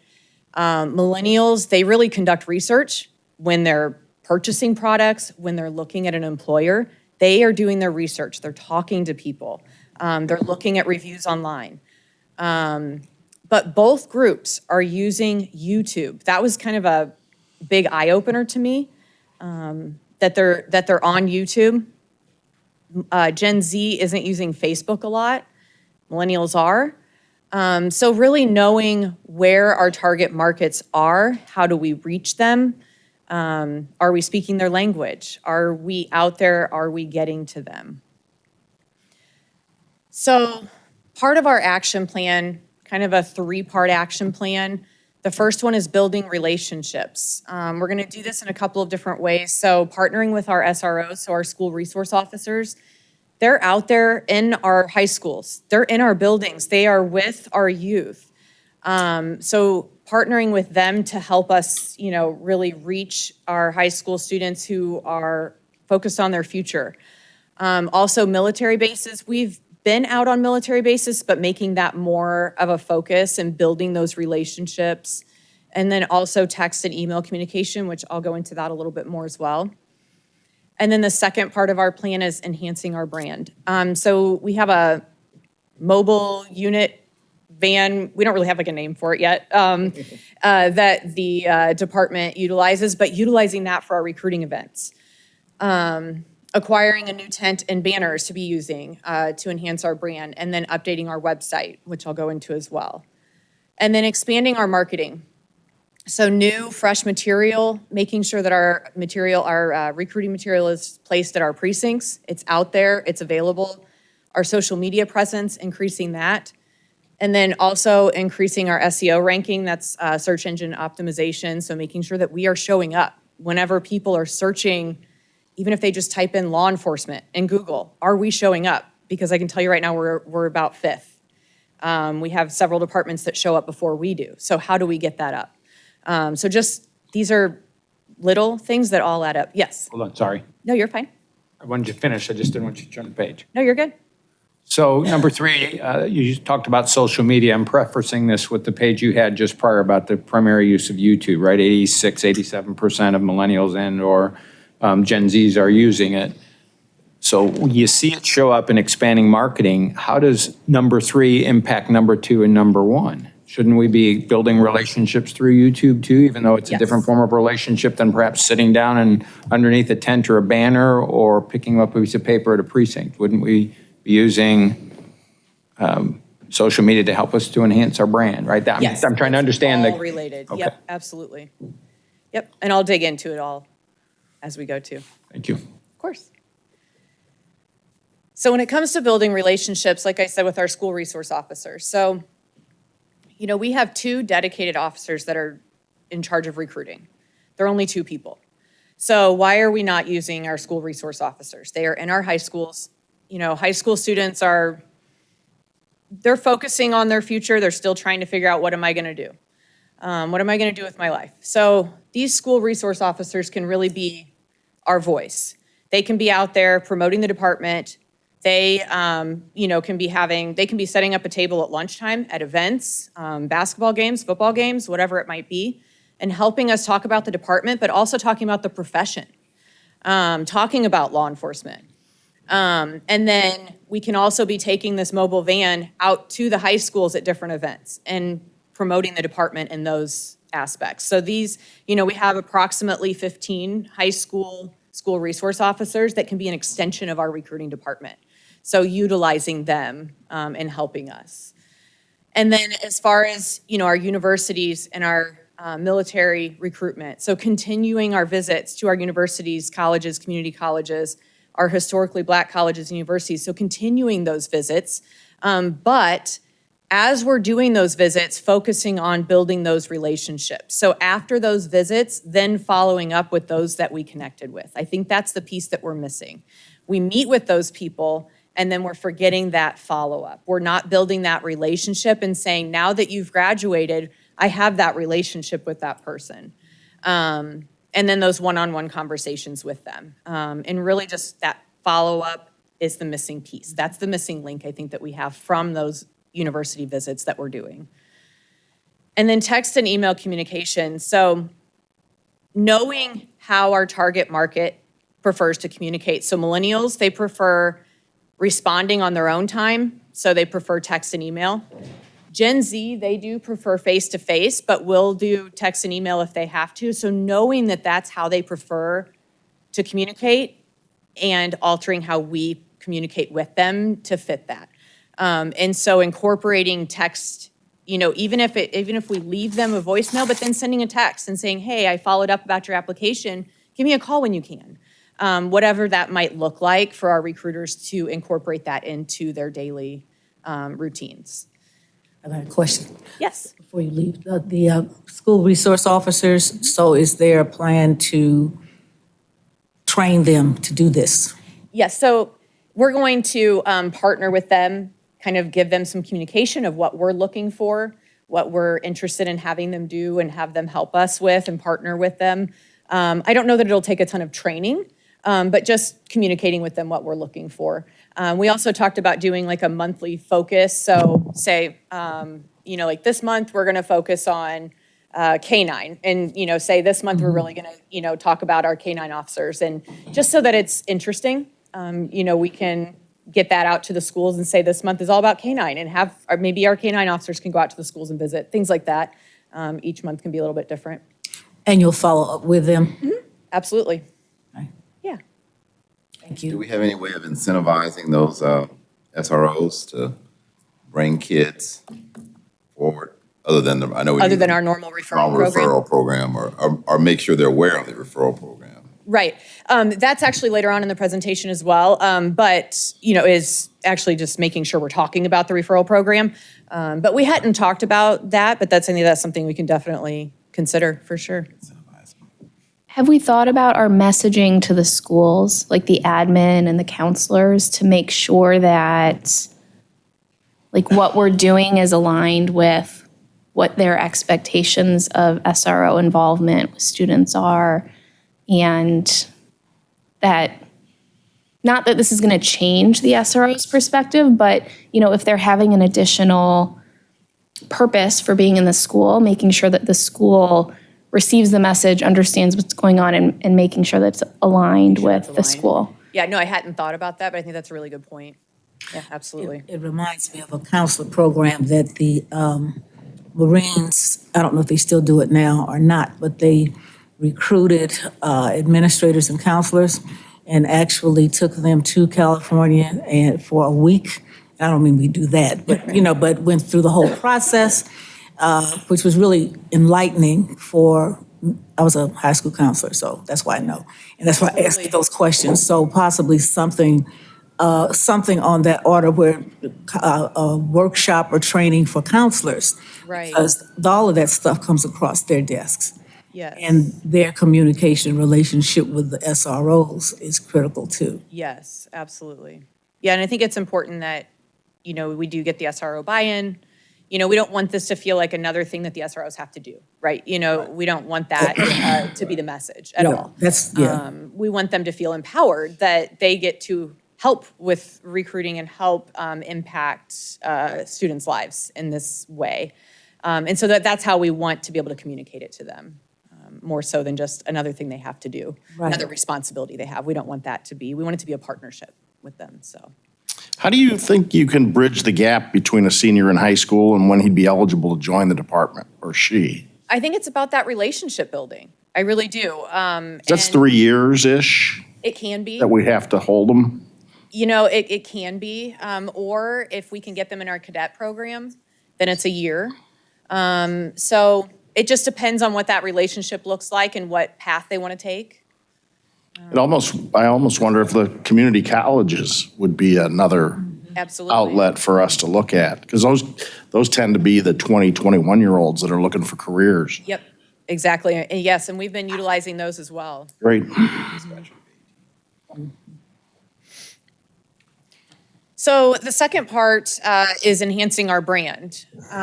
So like I said, the mobile unit, which we still haven't really figured out a name for this, but the Police Foundation did fund this mobile command unit, whatever we want to call it. So this can be utilized in multiple ways throughout the department, but one way is being able to really utilize this at some of our different job fairs, different events. It is literally a rolling billboard. It's great. It has a TV that you can take out of the back of it, set it up. We can put a slideshow on that TV. This is huge for us, especially, for instance, one of the job fairs that we go to down at Southeast Missouri State, everybody's coming in one entrance at the very front. We could park this out front as everybody's entering. It's just huge advertising for us, being able to really enhance our brand. And then as far as, also acquiring new gear, again, it's all about marketing. We have to market ourselves. These are just very simple core things that we don't have that we need, that are very easy to get, to just help elevate us. So, just banners, tents, things like that for all of these different events that will really help take us to that next level. And then updating our website. So I know the graphic is a little hard to see, but this is a graphic that's on our website right now so that when applicants are on there looking at what can I expect when I'm going through the process. This is a graphic that shows our hiring process, and it lists each of the different steps through the hiring process. And right now it shows 13 steps.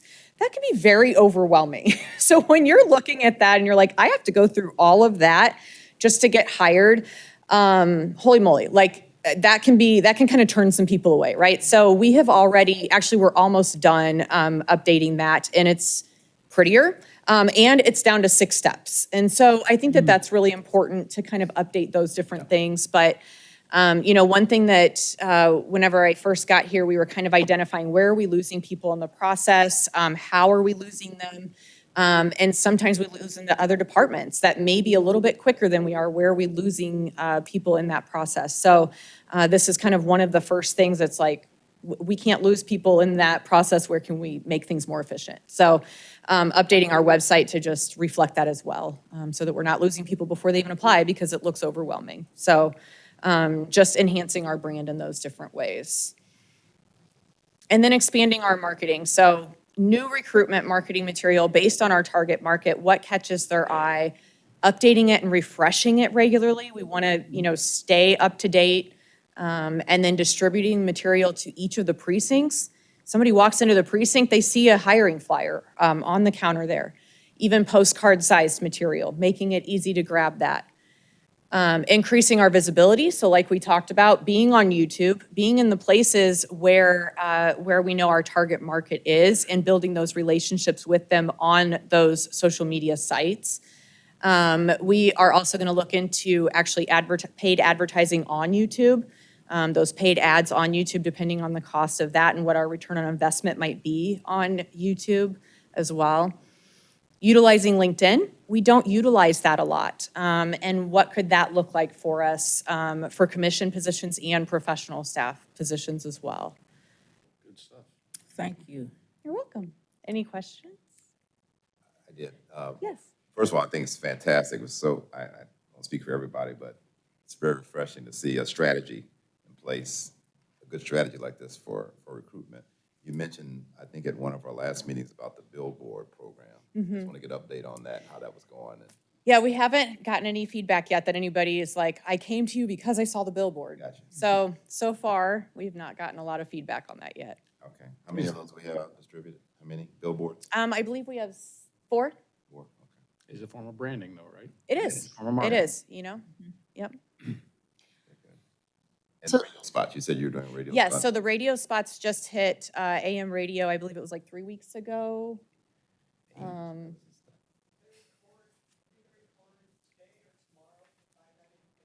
No, they recorded like 2 weeks ago. It goes out today or tomorrow, yeah, so. So we'll see, hopefully we'll get some traction on that as well. Did we get a finalized video too for a recruitment video? Do we have one of those up on YouTube? We do have a recruitment video up on YouTube. Updated one? Okay, Yes. cool. So you said you started with AM radio. Any Correct. plans to do FM? Not yet, no, it's very expensive. More expensive than AM? It is. It is. So we're starting with AM, see what our response is there. And then we may go FM. It's just very expensive. So we'll see. Streaming? Yeah, we can, iHeartRadio. That's definitely an option. Okay. Looks good. Great work. Thank you. Thank you. Nice to see. I'll echo Commissioner Banks. It's nice to see an approach and a formal approach and a strategy. We know it's going to be dynamic. You've Yep. reiterated that to us several times, Yep. and we are glad that it's going to be dynamic. Yes, absolutely. Really good. Thank All you. right. Awesome. Thank you. Thank you. Speaking of branding, we have our last meeting with last Tiffany, Tracy. Yes, sir. We had that meeting on Friday, the last meeting with them, and we'll be able to bring a report back to the board. In February meeting. February meeting? Yes. And the recruitment video, I think we've sent it out once, but we'll send it out again, for the recruitment video that we got. Okay? Great. Next up, I keep going back to Ferguson and all that we experienced in Ferguson and with the George Floyd incident.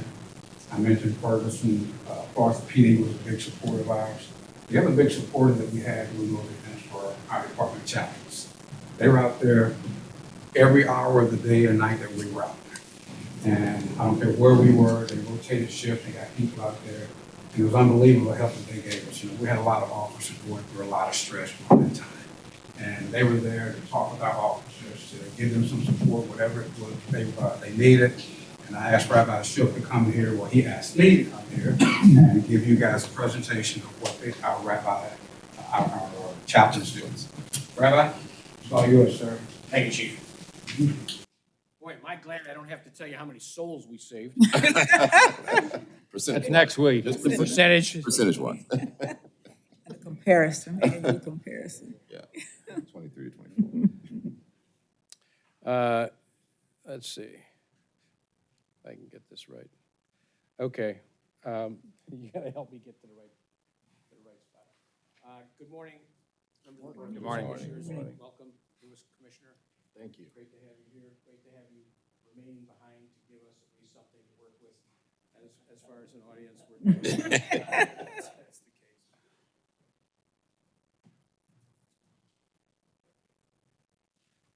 Okay, let me go there.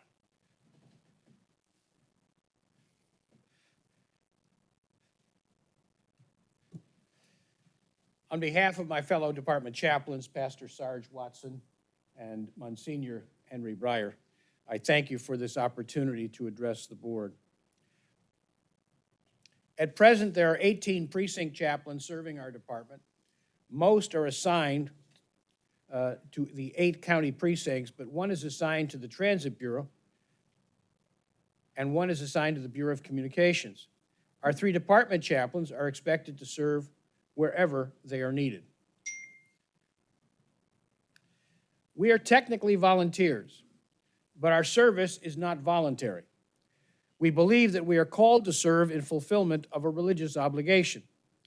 We have answered that call from 9 distinct religious denominations or faith communities, and we have dedicated ourselves to serve our community and department family and the entire community in all of its diversity. After wandering in the wilderness of multiple divisions and bureaus, the chaplaincy program has finally found a home in the Division of Human Resources, in the Wellness Bureau. Since 2007, our chaplains have trained to function effectively during critical incidents under the Incident Command System. Many are trained in crisis intervention team training, and several have trained as debriefers for the Critical Incident Stress Management Team of Greater St. Louis. Many have completed ABLE training. In a moment, you will hear about 2 examples of our actual ministry from Pastor Watson and Monsignor Breyer. It may seem a bit unusual for a rabbi to describe what he does as a ministry, but that is what we are and what we do. We're a ministry of presence. Our purpose is presence, presence for our entire department, from the administrative to the tactical, from those of faith to those without. We are a listening ear for all, a word of encouragement for all. We are a presence standing by a coffee station having a cup, and a presence leaning on a bearcat during a critical incident. We are a presence to counsel, console, and celebrate. Our purpose is presence. Sarge Watson, you're up. If you were surprised at how fast I went, you have no idea what's in store of you.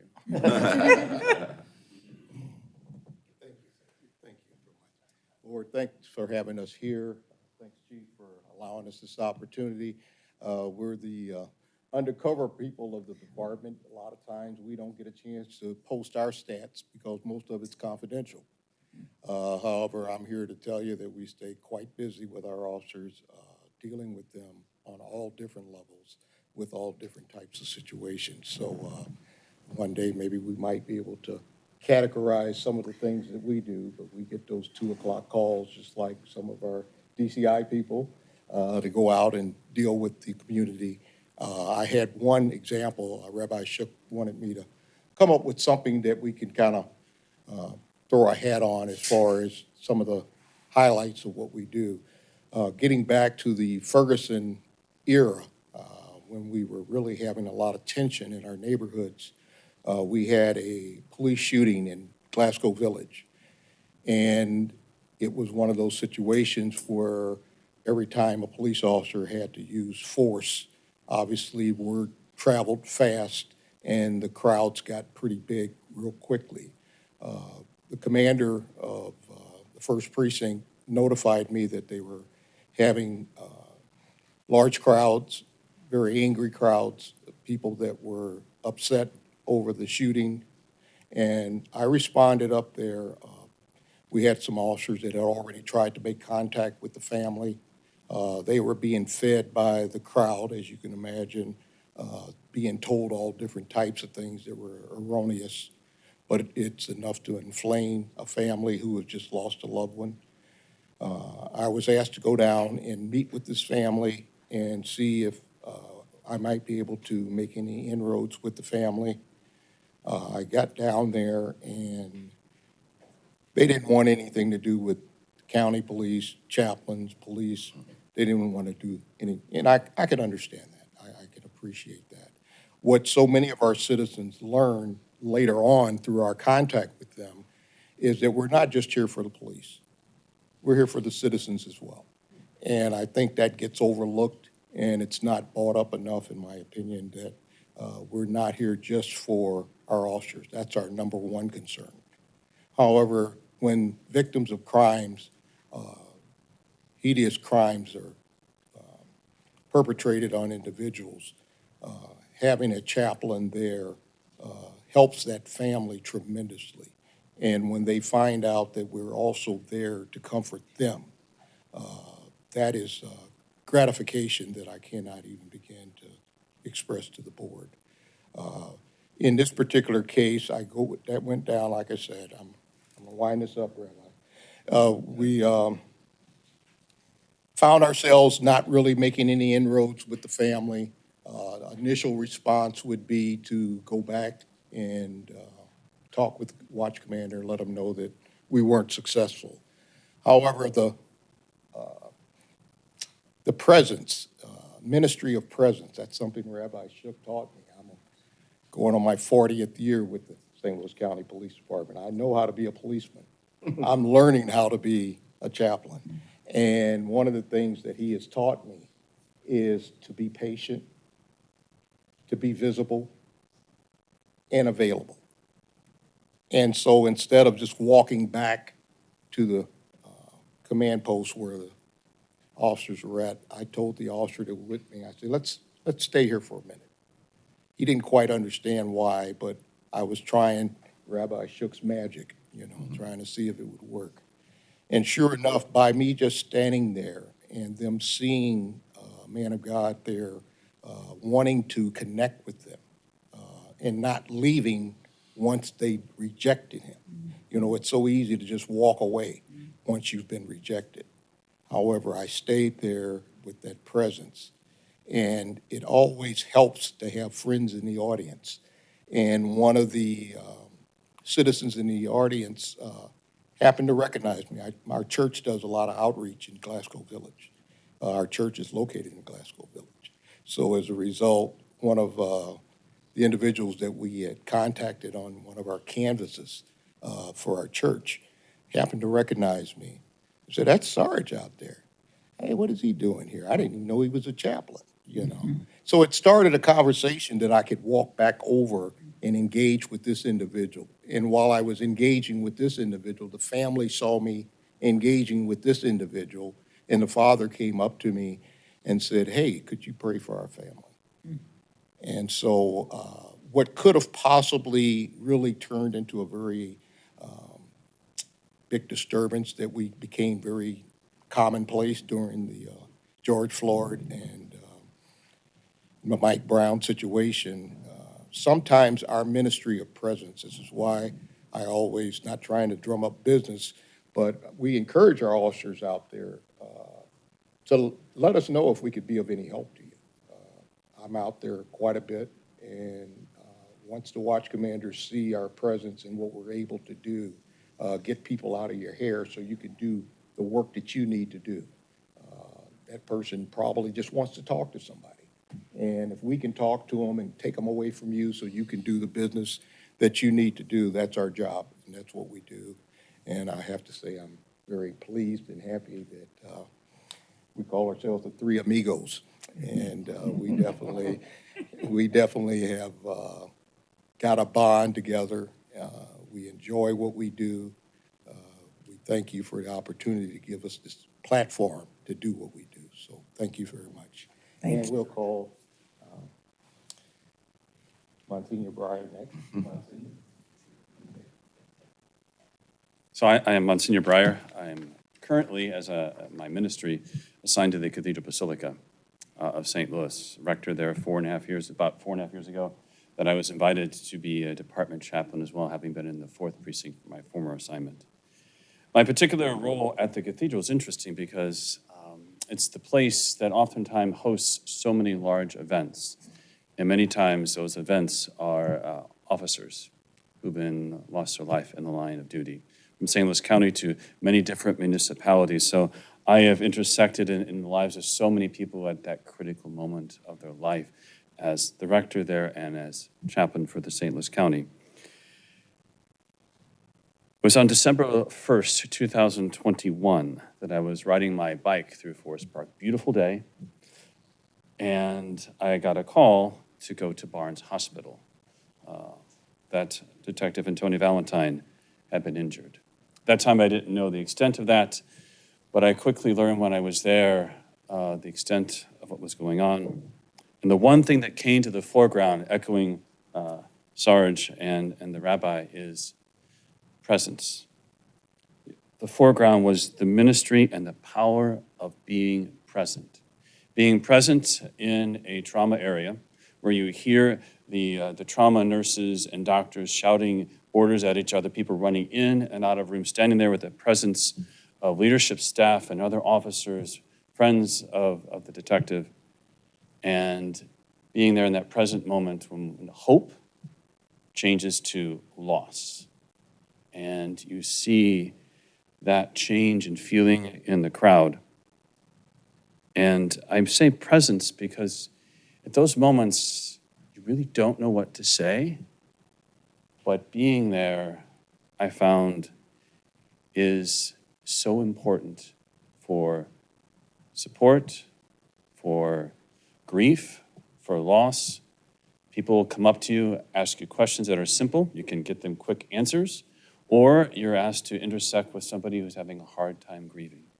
One of the things that the three of us learned in that particular incident is division of labor. We realized, reflecting back, how the presence of chaplains at those instances is important, that we need at least 3 to be present at those events. 1 to kind of be a point person, 1 to be with the family, 1 to be with the officers outside. There's so many people that descend on those moments. And the presence of chaplains brings a sense of calm and peace and help to navigate some difficult situations. But that all can only happen by being present. It's only by being present that we get invited into the lives of those around us, and only being present that we build that relationship as well. I love what I do for St. Louis County Police. I love being a priest. I wish that I could do more. Oftentimes my job as working in the parish takes away those duties. But I love the fact that my life there intersects with so many people in the wider law enforcement community that I can be of service to the broader group. So I would echo the ministry of presence, echo that we are here to serve in almost in any capacity, from lending that ear to people, to helping navigate the difficult moments of life in terms of funerals, burials, all those things. But I echo both of them saying we love what we do. Thank you for the opportunity to serve St. Louis County Police.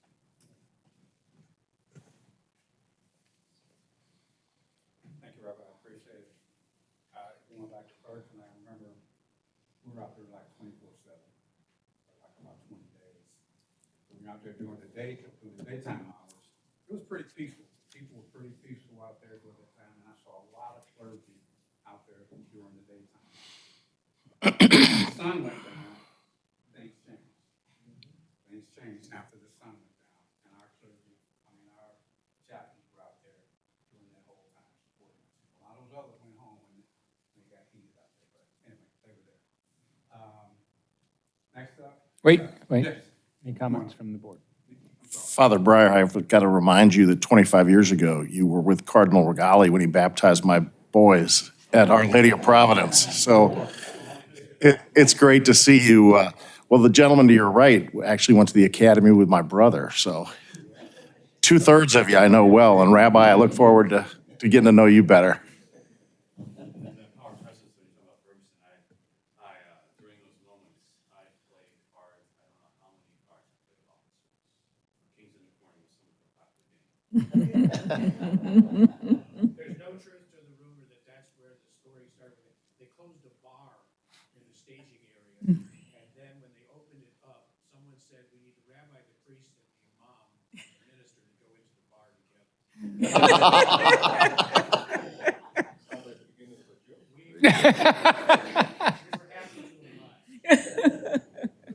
No, their presence was outstanding. Hold on just a moment. Anyone else? No, that's okay. It just, obviously. And don't feel an obligation. Just want to make sure that we had the opportunity as a board to say thank you. That's how I was going to start as chaplains. Thank you so much for your service.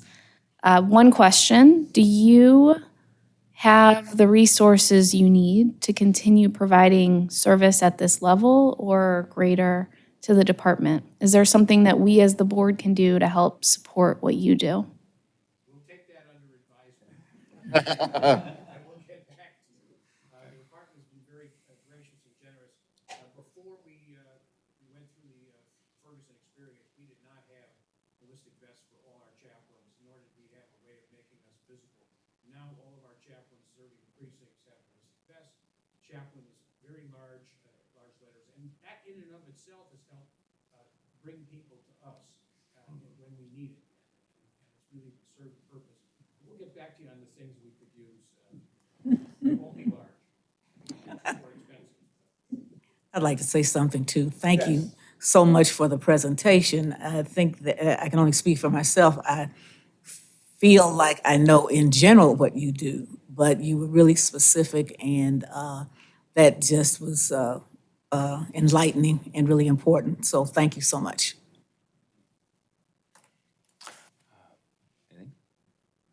Thank you. I will echo that. Thank you deeply. The three amigos, that tickled me a little bit. But thank you. I'll echo everything that our group said. Commissioner Swearingen, thanks for your question on what you might need. Your presence here, just in this room, is pretty special. So thank you for that. We hear from our officers, from our professional staff, on what your presence with and around them means to them. So thank you for that. That word service is used many ways. We service a lot of things. You help us service hearts and souls, and we are greatly appreciative of that. Thank you much. Thank you for being here.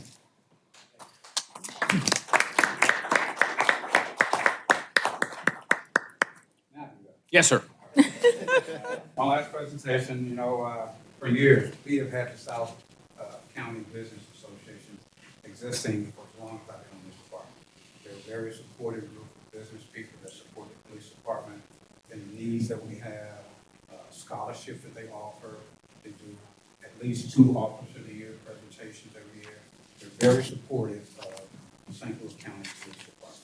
We're meeting every month that we have with them. I've always wondered why don't we have anything up north, in North County? And we didn't, and we never have. And the initial plan that Jason Law put together, we call it the Jason Law plan. He calls it that too, right? It was one of the things that he suggested that this department needs into. So we have started there, and I want Jason to come up and kind of give a little insight on that, and the person that he assigned to work with the North County Business Association.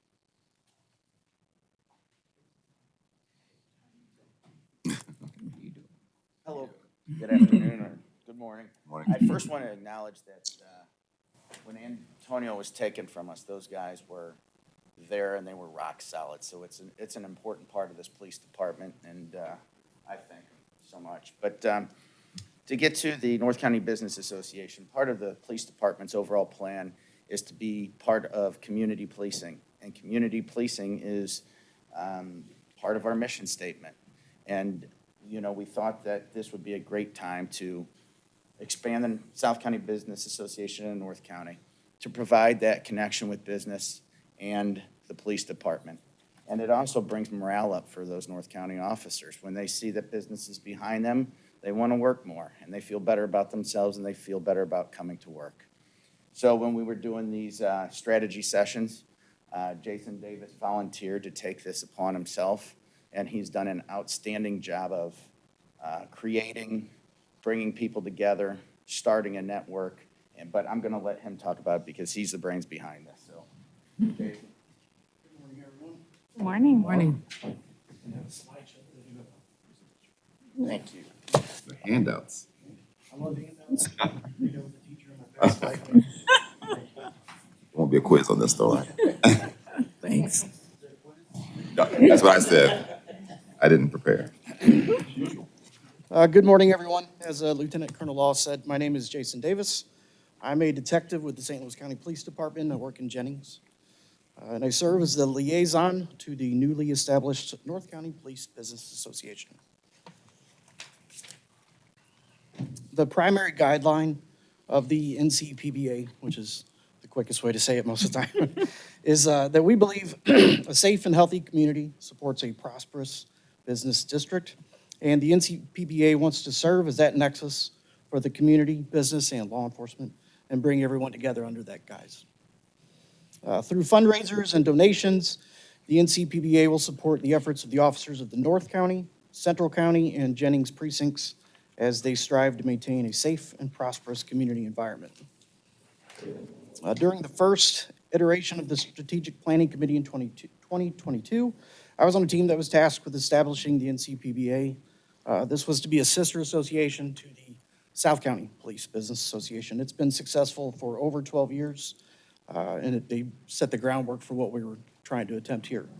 After several meetings with the founding board members of the SCPBA, I contacted a law firm who completed all necessary applications and paperwork on behalf of us to create the association as an LLC and a nonprofit 501c3.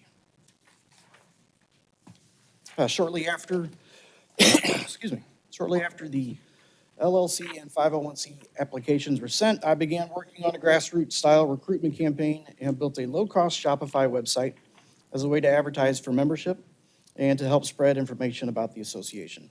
You can find the website via the web link here in the handout. It's also, you can scan the QR code later on in this presentation through your cell phones.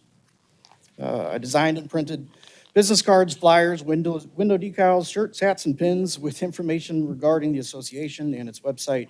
I've been utilizing networking contacts and connections to set up meetings with various North St. Louis County businesses and organizations in an attempt to inform the community about us. I've attended several local business meetings and spoke about the association in length. I've also attended several of the South County Police Business Associations and received guidance and support from them. They've been amazing.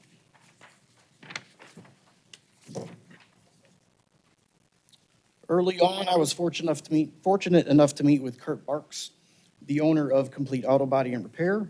He supports the South County Police Department through his involvement with various charitable programs, including Backstoppers. Mr. Barks was happy to join us and helps with networking and recruitment. He now serves as our president. Soon after, I met Kimberly Griffin. She's the founder of the Ryan Griffin Memorial Foundation. Her foundation works diligently for communication of drug awareness and has donated multiple police canines and canine training equipment to local jurisdictions, including St. Louis County Police Department. She's been very supportive, and she serves as our secretary. Through networking and advertisements, we've been able to gather the business members listed here in this handout.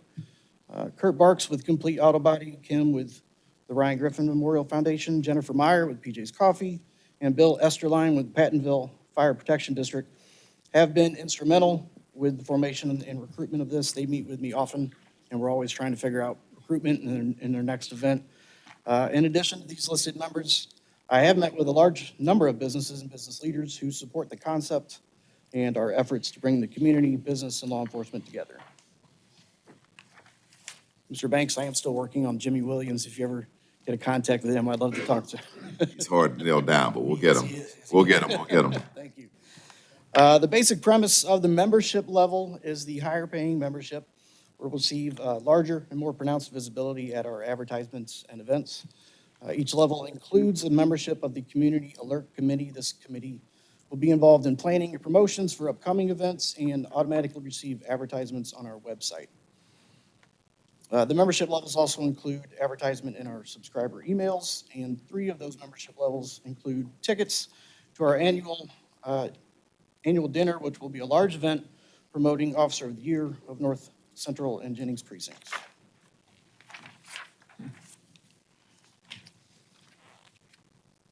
Last month, we held our first official members meeting with great success. 30 business leaders came, showed their support, and were able to network and speak with members of the St. Louis County Police Department command staff. The meeting was great and exemplified the beginning of what this association can do. We anticipate hosting an annual members dinner, quarterly member luncheons, and multiple happy hour business mixers. Our first official fundraising is now going on. It's a blues ticket sales event. The game on February 17th is what we're selling tickets to. Tickets range from general admission to all-inclusive center ice seats. We plan to treat a few officers from each of those precincts to an all-inclusive night. They'll get the tickets, they'll get drinks, they'll get food. We're gonna pick them up in a limo, just something to boost morale. Really make it a fun night for them. Other fundraiser events will follow. We're still planning that. On a personal note, I have a vested interest in the NCPBA. I started my career in the South County precinct. I served in the 4th precinct for over 4.5 years and was always amazed at the community and business support shown out there. Specifically, I was impressed by the events and actions promoted by the South County Police Business Association. In late 2019, I transferred to the Jennings precinct, and this was my first real experience working in North St. Louis County. When Lieutenant Colonel Law tasked me with working to establish the NCPBA, I was happy and eager to do it and bring that same feeling of business and communal support to the North officers. And in my experience since working on the establishment of the NCPBA, there is a lot of support there. The support just needs a focal point to work through, and I believe we can serve as that point. Thank you for your time. Excellent. Thank you so much. Um, How many members are in this? Currently, we have in the South County. South County. They have over 100. Okay. Yeah. We are only looking at 13 at this point. Brand new, we're. Good start. Yeah, we're still trying to leverage the connections that we have. Marketing and advertisement are great, but most of this is going to be word of mouth. Friends of friends are going to join. And the people that we have on board so far are, they have heavy influence in their areas. So I think we're off to a great start. Thank you. Thank Appreciate it. you. Thank you.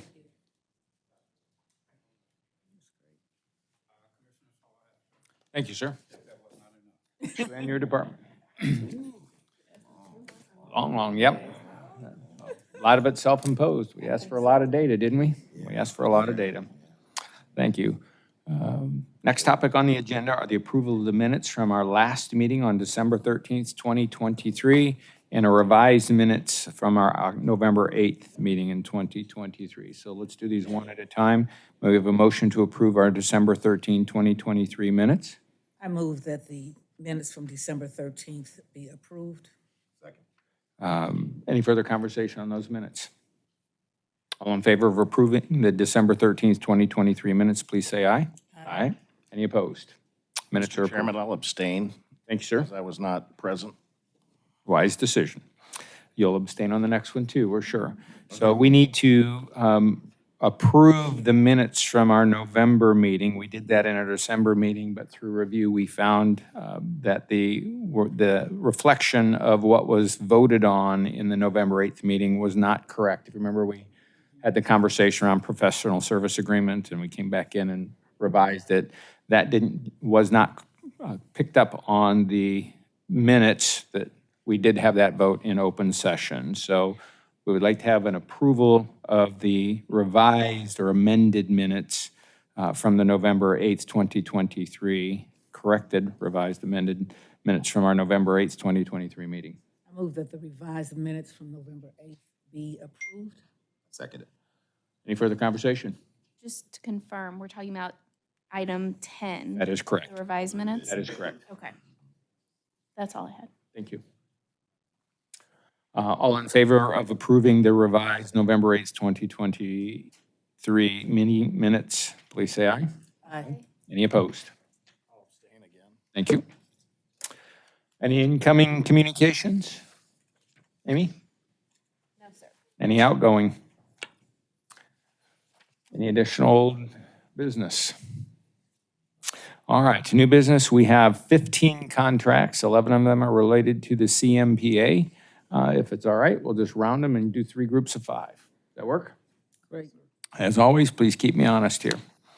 The first contract is a professional service agreement with Moser Training Solutions, LLC. It is a recommendation to approve a new contract with Moser Training Solutions, LLC for the CMPA to provide an instructor to teach a program entitled Basic Field Training Officer Instruction Certification on March 4th through March 6th of 2024 at a cost not to exceed $9,475. The second contract is a professional service agreement with Vista Law Enforcement Training and Consulting, LLC. It is a new contract with Vista Law Enforcement Training, LLC, also with the CMPA, for an instructor to lead a program entitled Child Abuse Investigations on March 4th and 5th, 2024 at a cost not to exceed $2,000. The next is a professional service agreement, also with Vista Law Enforcement Training and Consulting, LLC, for a new contract for Vista to provide an instructor to the CMPA to teach a program entitled U.S. Constitutional Law and Missouri law updates on February 26, 2024, at a cost not to exceed $1,000. The next is a professional service agreement with Vista, also with Vista Law Enforcement Training and Consulting LLC. It is a new contract for an instructor to teach a program entitled Basic Report Writing on February 19th and 20th of 2024 at a cost not to exceed $2,000. And this fifth contract of this group is a professional service agreement with CP Crime Scene Consulting and Seminars LLC. It is a new contract for the CMPA for an instructor to teach a program entitled Comprehensive Crime Scene Investigations from March 4th to March 8th, 2024 at a cost not to exceed $5,000. We have a motion to approve those first 5 contracts for the CMPA. I move we approve the first 5 contracts for the CMPA. A second. Any further conversation? All in favor of approving these first 5 contracts, please say aye. Aye. Any opposed? All right. The next 5 the first of the next 5 is a professional service agreement, also with CP Crime Scene Consulting and Seminars LLC. It is a new contract to provide an instructor to teach a program entitled Basic Crime Scene Photography on February 21st, 2024 at a cost not to exceed $1,200. The next is a professional service agreement with Dolan Consulting Group LLC. It is a new contract for an instructor to teach 5 sessions of a program entitled Street Legal, Reducing Lawsuits and Criminal Charges in Police Work between February 21st, 2024 and August 13th, 2024 at a cost not to exceed $26,495. The next is a professional service agreement, again with Dolan Consulting Group LLC, for a new contract for an instructor to teach a program entitled Weathering the Storm in Police Recruiting and Retention on February 27th, 2024 at a cost not to exceed $7,500. The next is a professional service agreement, again with Dolan Consulting Group LLC. It is a new contract for an instructor to teach a program entitled Internal Affairs Investigations, Legal Liability and Best Practices on February 28th, 2024 at a cost not to exceed $7,500. And the 10th contract overall, or the 5th in this group, is a professional service agreement with Paul Malore. It is a new contract for an instructor to teach a program entitled You Have the Right to Remember Memory Skills for Law Enforcement on February 19th, 2024 at a cost not to exceed $3,000. Yeah. May we have a motion to approve these middle 5 contracts? I move that these contracts be approved. Thank you. A second, please. Second. Thank you, Commissioner Schwerin. Any further conversations on these? The only conversation we had is, does it have to be limited to law enforcement, or can we join into this meeting too on memory? But nonetheless, all in favor of approving these 5 contracts, please say aye. Aye. Any opposed? Thank you. The last 5, we have a police service. Oh, I'm sorry.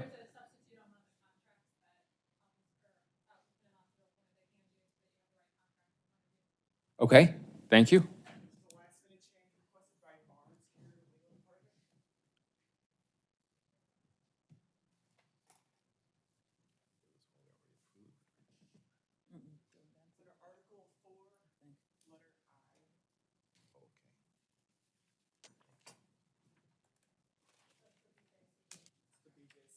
The BJC, so this will be the 4th of the next 5 that we will be discussing. Okay, if you'll give us, great, thank you. Give us just a moment then.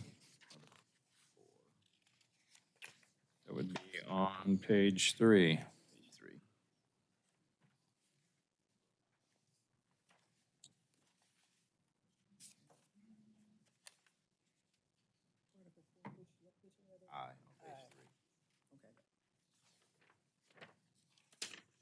More legal.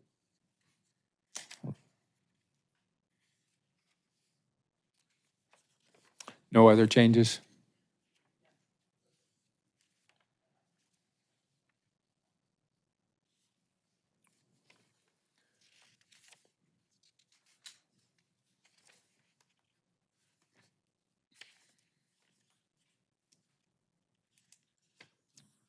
Very basic clause. Thank you.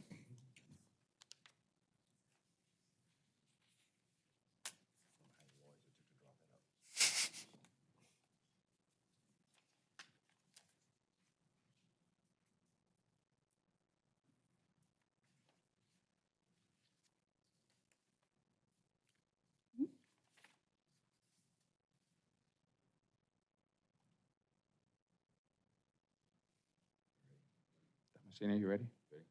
Yes. Yeah, okay, thank you. The last 5 of the contracts that we have, the first is a police service agreement with the City of Creve Coeur. It is a new contract for the assignment of 1 police officer to the St. Louis County and Municipal Police Academy.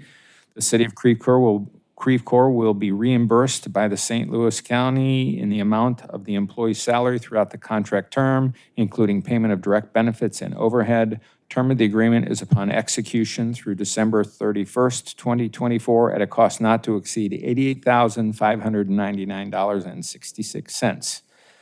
This next one is a professional service agreement with Jefferson County Sheriff's Department. It is a new contract for fiscal year 2024 for the state cyber crime grant, which is administered by the Missouri Department of Public Safety. The grant funds the Cybercrime Task Force, which employs 1 detective from Jefferson County.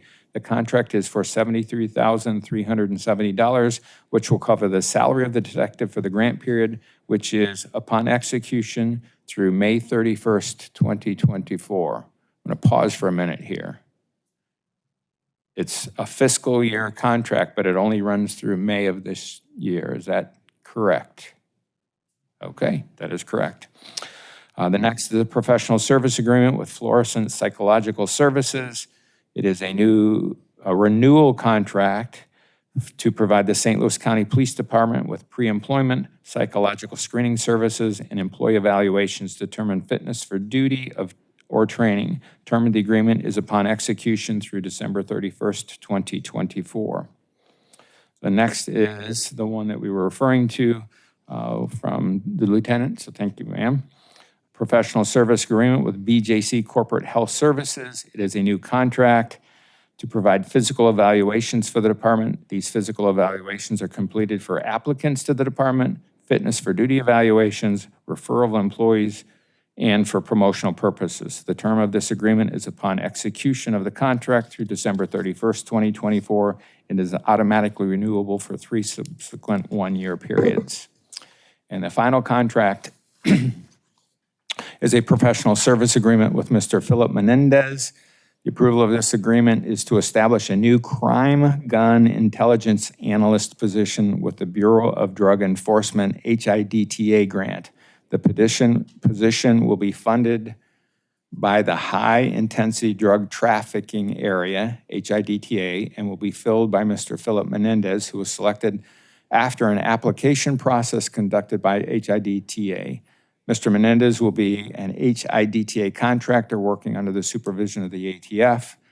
The agreement will delineate the scope of services, performance, oversight, and billing and payment of the contractor. The agreement is valid upon execution, and it may be terminated at any time by mutual consent of the parties involved. I move we approve these 5 contracts. Any further conversation on these 5 contracts? Any questions to the lieutenant on the one very simple but additional? All right. All in favor of approving these final 5 contracts, please say aye. Aye. Any opposed? Very good. We have 15 new contracts. Thank you very much. There was a vote taken earlier this year. Late last year regarding use of WebEx on these board meetings. It apparently was lost in our communication or in the notes or somewhere. So we will need to vote to determine whether or not to cease the WebEx in our live stream police board meetings. In other words, we will cease producing live stream WebEx for the meetings. Do we have some motion, please? Or do we need to discuss it again? I think we have a motion and then discuss. Is that what it is? Motion first and then discuss? All right. We have a motion to stop the live streaming of WebEx. I move that we continue without the use of WebEx live streaming. Thank you. Second. Any further conversation?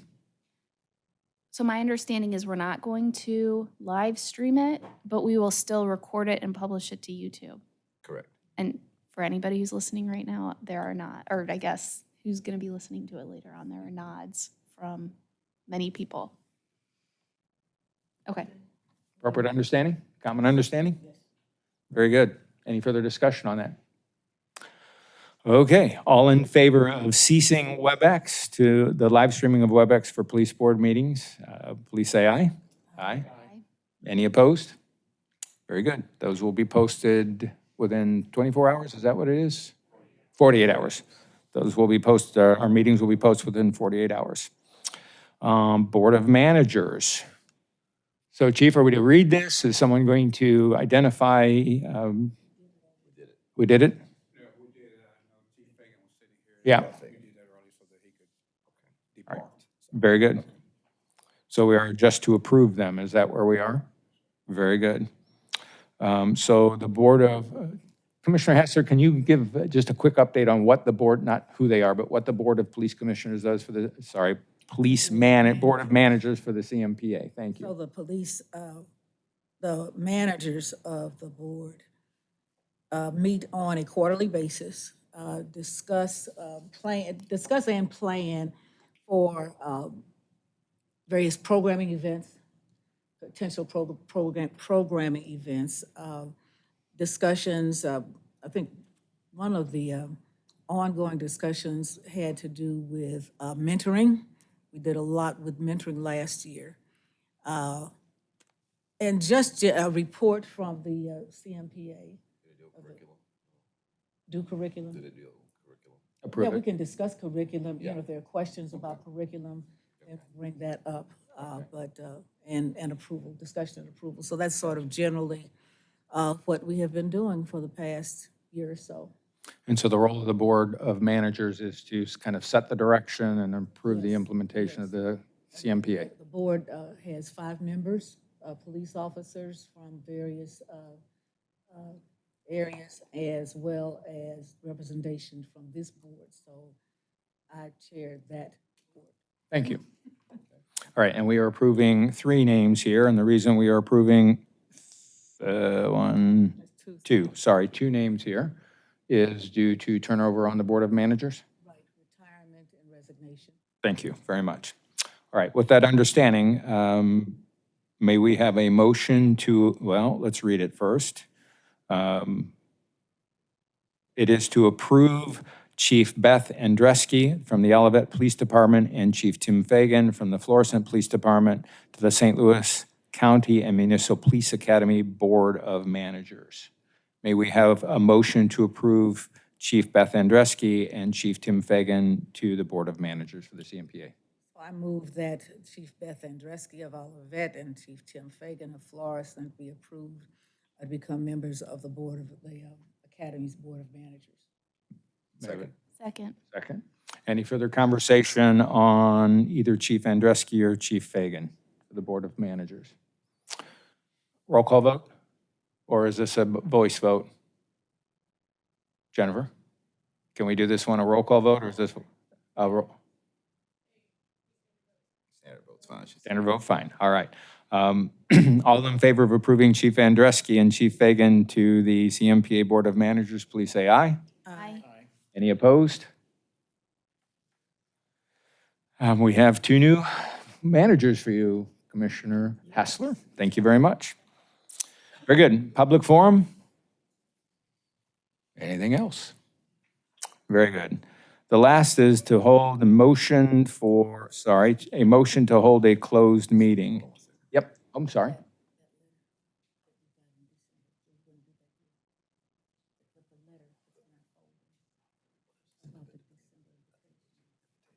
Do you have your letter? I gave it mine too. Excuse us just a second. Yep. Is it this one from St. Peter's? Do you have it open?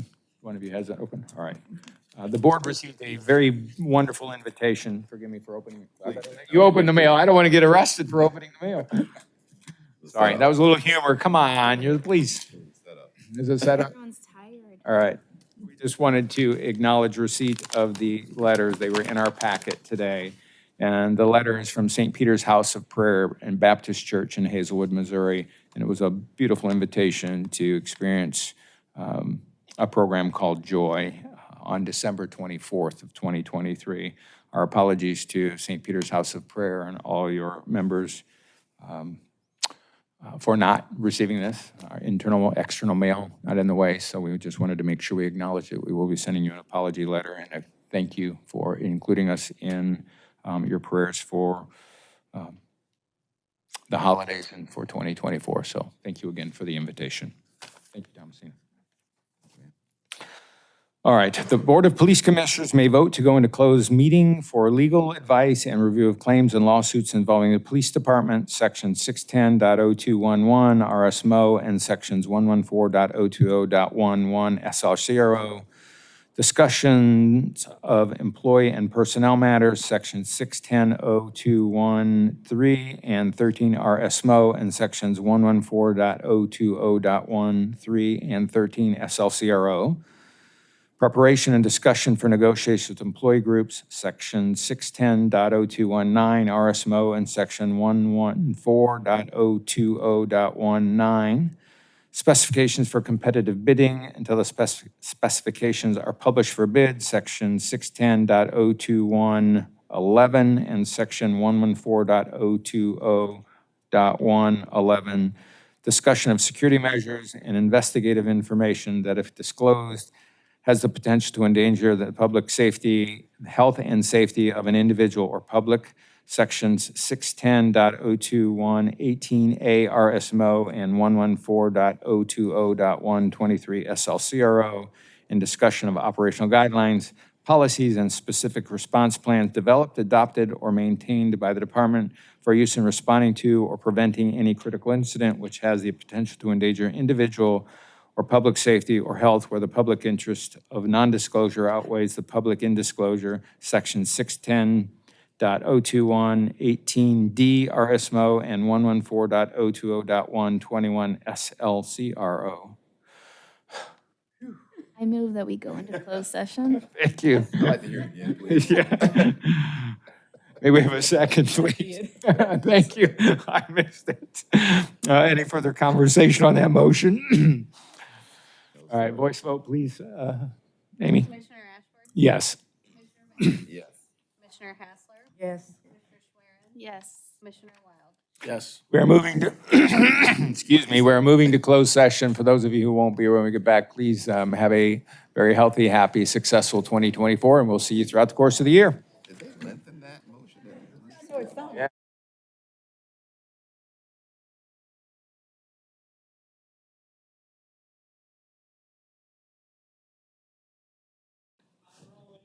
We are back from closed session. We had one vote in closed session, and that was to return to open session. We voted on that individually, and each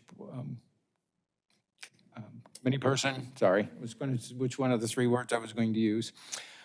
Each one of the board commissioners voted in the affirmative. With that, our next meeting will be on February 14th. Happy Valentine's Day and first day of Lent. Is that what someone said?